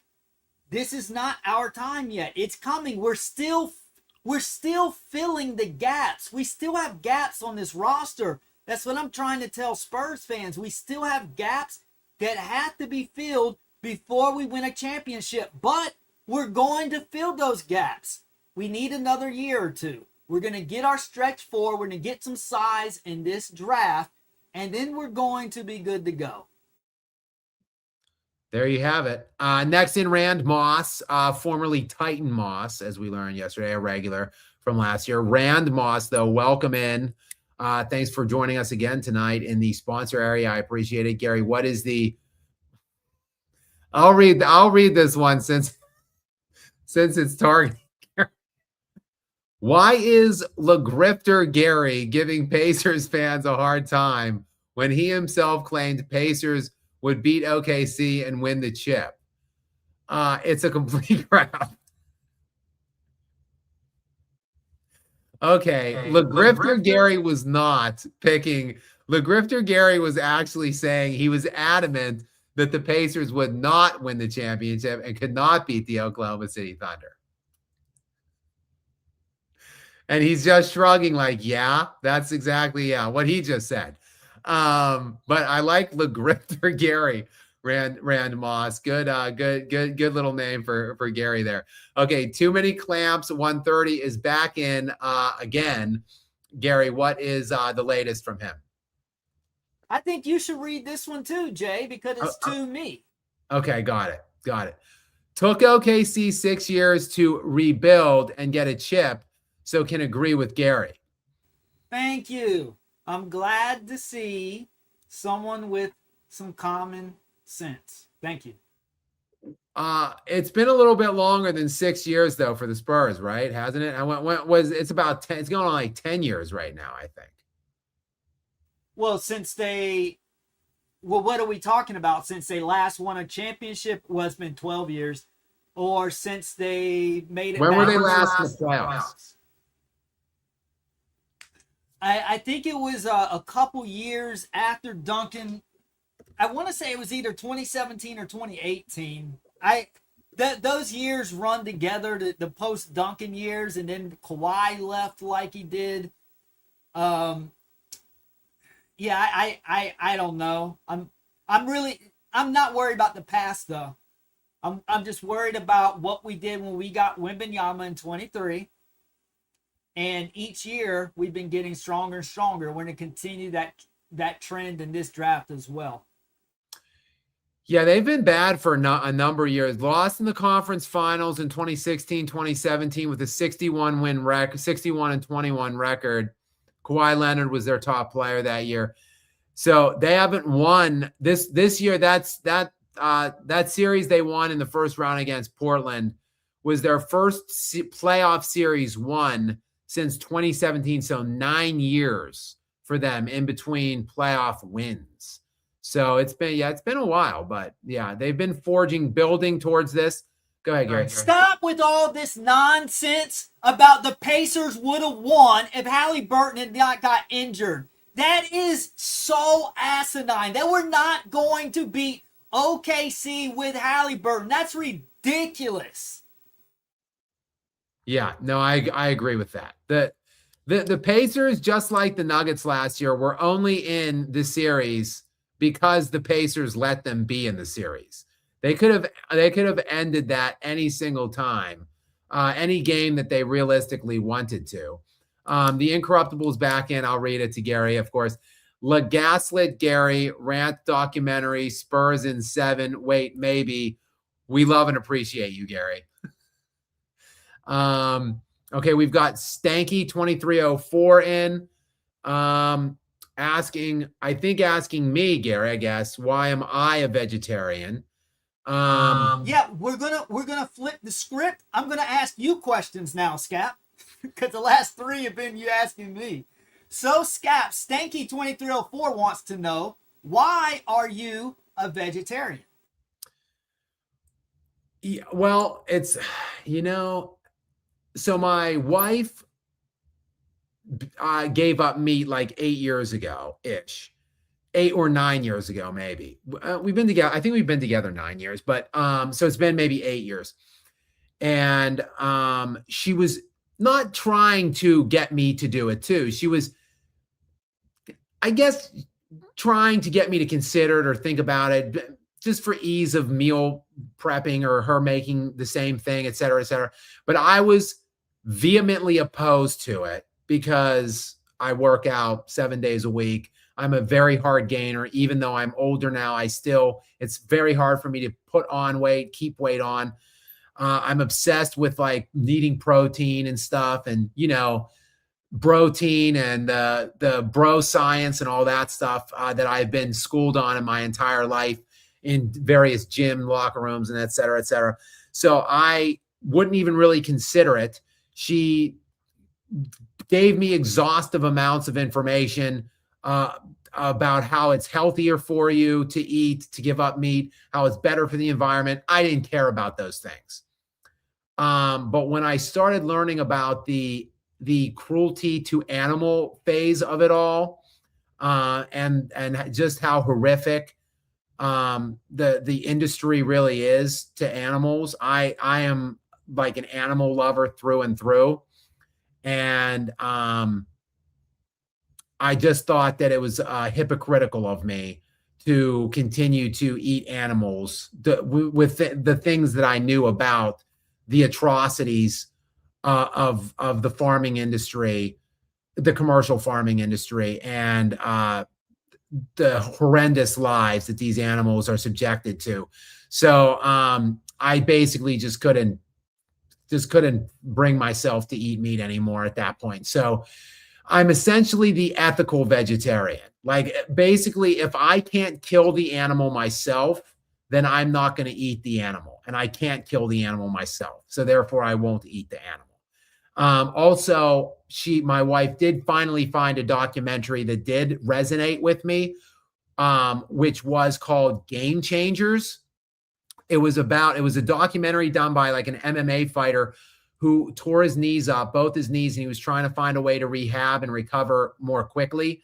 And he uncovered the potential benefits of being a vegan. And he went around the world interviewing various really elite high-level athletes, heavyweight boxers, Olympians, strongmen, NFL football players that were vegan and that they were achieving remarkable things physically, putting on tons and keeping on tons of muscle without eating animal protein. So that, coupled with the ethical side of it, was enough about 7 years ago to stop me from eating meat. So it's been about 7 years, and I likely will never go back. Although I am, at this point, I do think I am struggling with, I'm aging, so like levels and hormones are lowering, and like I find myself, being more fatigued and not being able to work out as hard and stuff. So there are things that I probably do need to go get some blood drawn and figure out some things that I can do to work around that. But I probably will not be eating meat ever again. I don't think in my life. Okay, Stanky 2304 is in next. Again, I should say, welcome back in Stanky. Gary, what's the latest one from him? We need more NFL content. Do you plan on doing more? What's the Bryce Young and Panthers prediction this year? Yeah, well, thank you for saying so. I would love to do more NFL stuff, as I talked about already, especially in like August, September, October, really like at the beginning of the NFL or the NBA season, where the NFL is like at the peak run. I would really like to focus a lot more on the NFL if I could, drum up more viewership and excitement from you guys about it. That would obviously help. That division wide open. I don't like the direction that the Falcons are going in right now there. That division is wild. Like, it's basically like the teams, all four teams are like teetering right around 500, it seems like, every single year. And the playoff spot is like wide open up for grabs. Typically, it seems like Tampa is the one that's always in the mix, or I should say, they usually distance themselves early, but then they fall apart generally later as well. And it's just like a run to the finish line, and everybody's like 9-8, basically. I think the Panthers have as good of a shot as any. Tet McMillan was a beast down the stretch. I really like the year 2 outlook on him. I'm excited to see what Bryce Young. Bryce Young just headed for bust city after his first year, but he turned out a really good season last year. I like the Panthers. I think they will be as competitive as any team in that division this year. I live sort of kind of near Tampa, so I'm not like necessarily a fan, but I keep my attention on them. I think Tampa, I think they probably have the best team. I think they should be the favorites to get that division, and that division likely will not send 2 teams. So it will just be one team, and I would favor Tampa, though I would have moved in a different direction if it were me. I would have blown the coaching staff to smithereens there, and I just gone in a different direction. So maybe they collapse again this season. And if they do, probably, I would say maybe the Panthers are the team that I like to step up into their place then, because I don't like the direction of the other guys there in that division. And particularly, what are the Falcons doing? I just don't know. I never know what they're doing at the quarterback position. And if you have 2 quarterbacks, typically you have none, although they're back to 1 now, but I don't like the one that they do have. Okay, too many clamps back in yet again with one more on Wemby. Go ahead, Gary. One more on Wemby. It would be Wemby that would be altering history and the series if suspended Game 5, not the NBA, since he didn't control himself. Yeah, but I don't think that's warranted for basically 2 full games. I just don't. Like, it was. Yes, I know you're saying it wasn't the play. He wasn't in the play or wasn't making a play, but it was kind of in the play. Like, he's got 2 guys hanging off him. The team, I'm sorry, they're a bunch of irritants, Minnesota. They're a bunch of irritants that push your buttons, that try to get under your skin, that play overtly physically. They talk shit all game. They're just annoying. And they annoy the shit out of you and beat the shit out of you all game, all series. And like, these things are prone to happen. And he has 2 guys hanging off of him.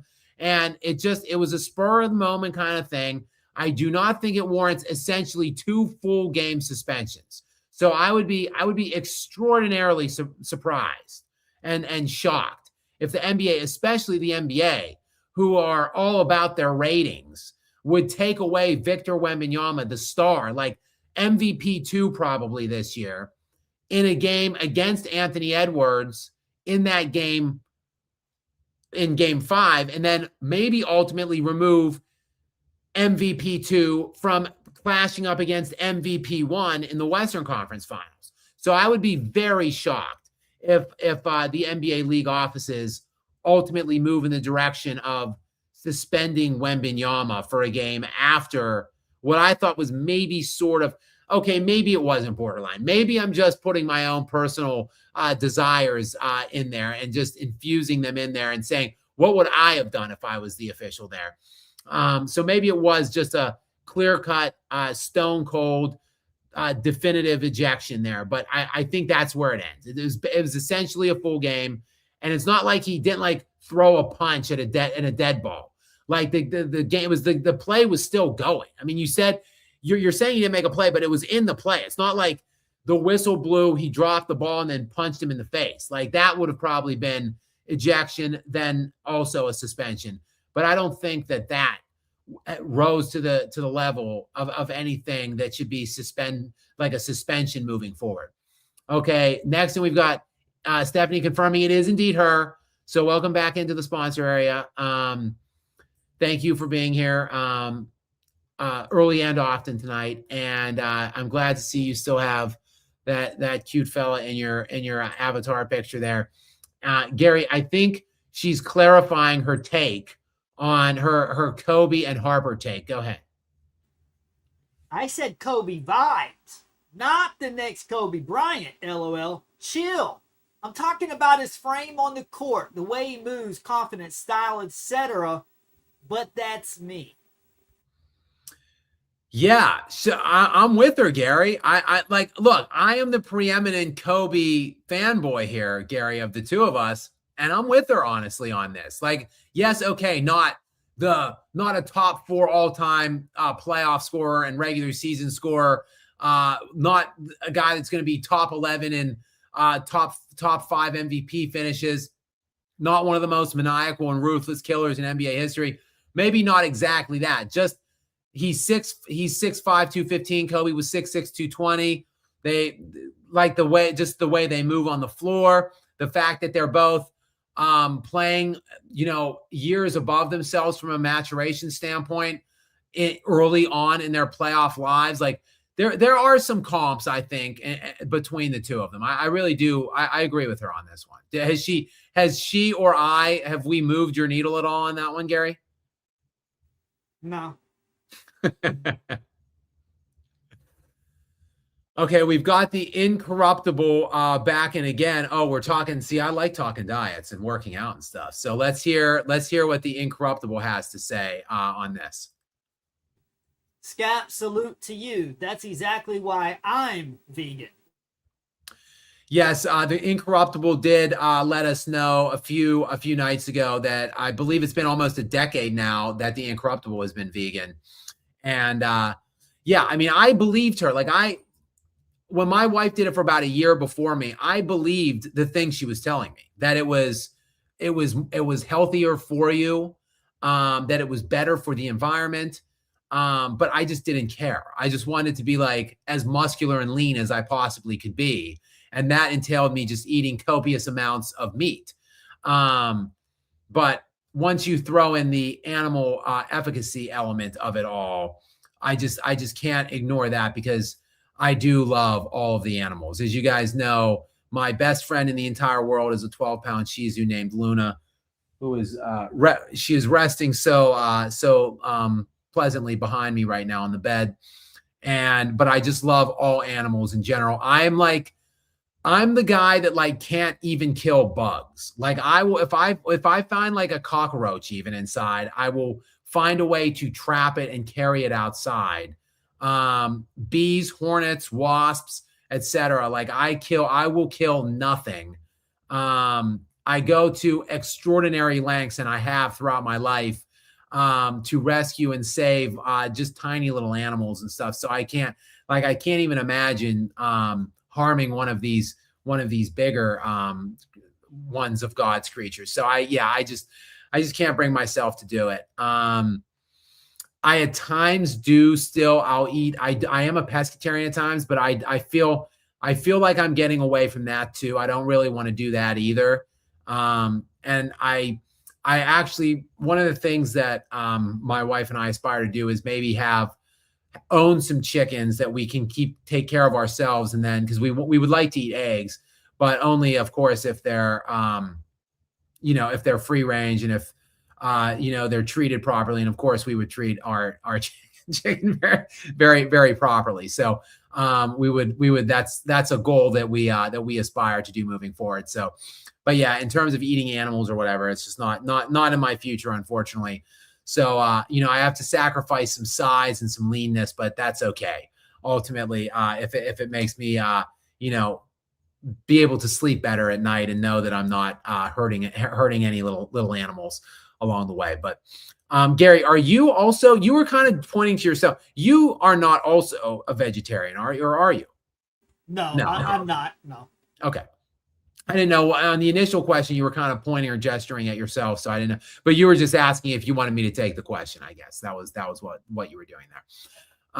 I was indicating the roles had flipped because I had got like 3 questions in a row. So now I'm like, well, now it's your turn. I was joking because obviously the questions are supposed to be for you, but the focus came on to me.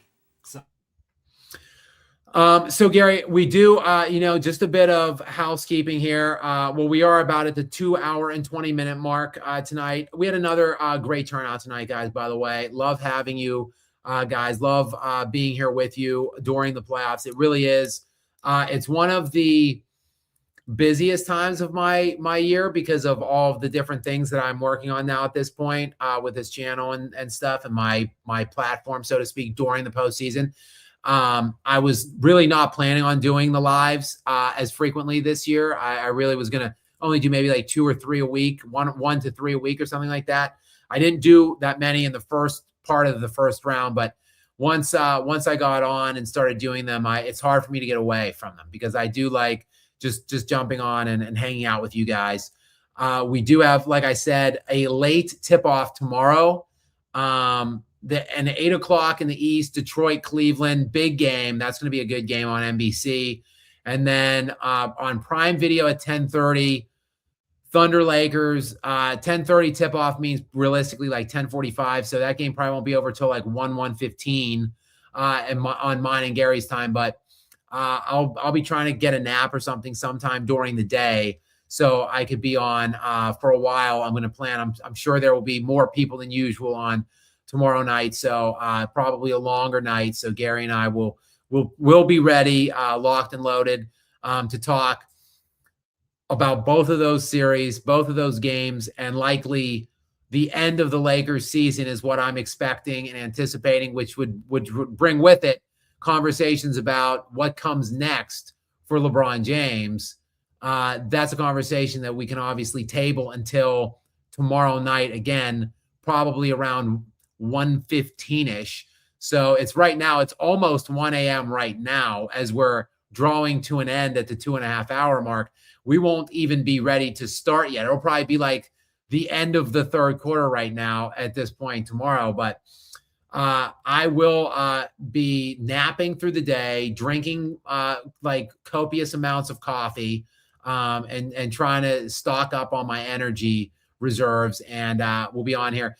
I might actually as well be working.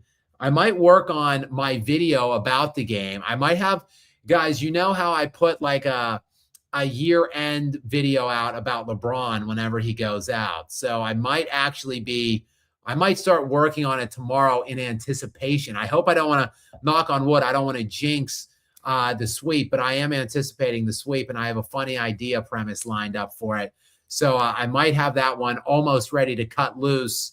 I won't do it before the live. I'll do the live, then I'll probably cut the video out maybe around 7 or 8 a.m., maybe 8 o'clock my time. So keep your eyes out for that. But we could talk about that stuff, obviously, in excess tomorrow, guys. But since we do have a long day and a late night lined up already for us tomorrow night, I think I'm going to wrap things up here now around the 2.5 hour mark, get a nice full night's sleep tonight, get Gary out of here early as well. So he has his weird sleep schedule, but he'll be ready. He'll be rested and ready, and we'll be ready to roll tomorrow for another edition of Skap Live After Dark. In the meantime, guys, please do, as always, make sure that you go to Gary828. He's got a regular channel that you can look for, as well as Gary828 Sports. Make sure that you check out his stuff, watch his videos, like, subscribe to him there. As always, guys, please do make sure you are subscribed to me here, of course, with notifications turned on to stay up to date with really all things NBA playoffs related. And guys, until we do meet again, which will be, of course, I am confirming tomorrow night. Have a good day. Have a good rest of your night and a good day tomorrow. And we'll catch up with you tomorrow.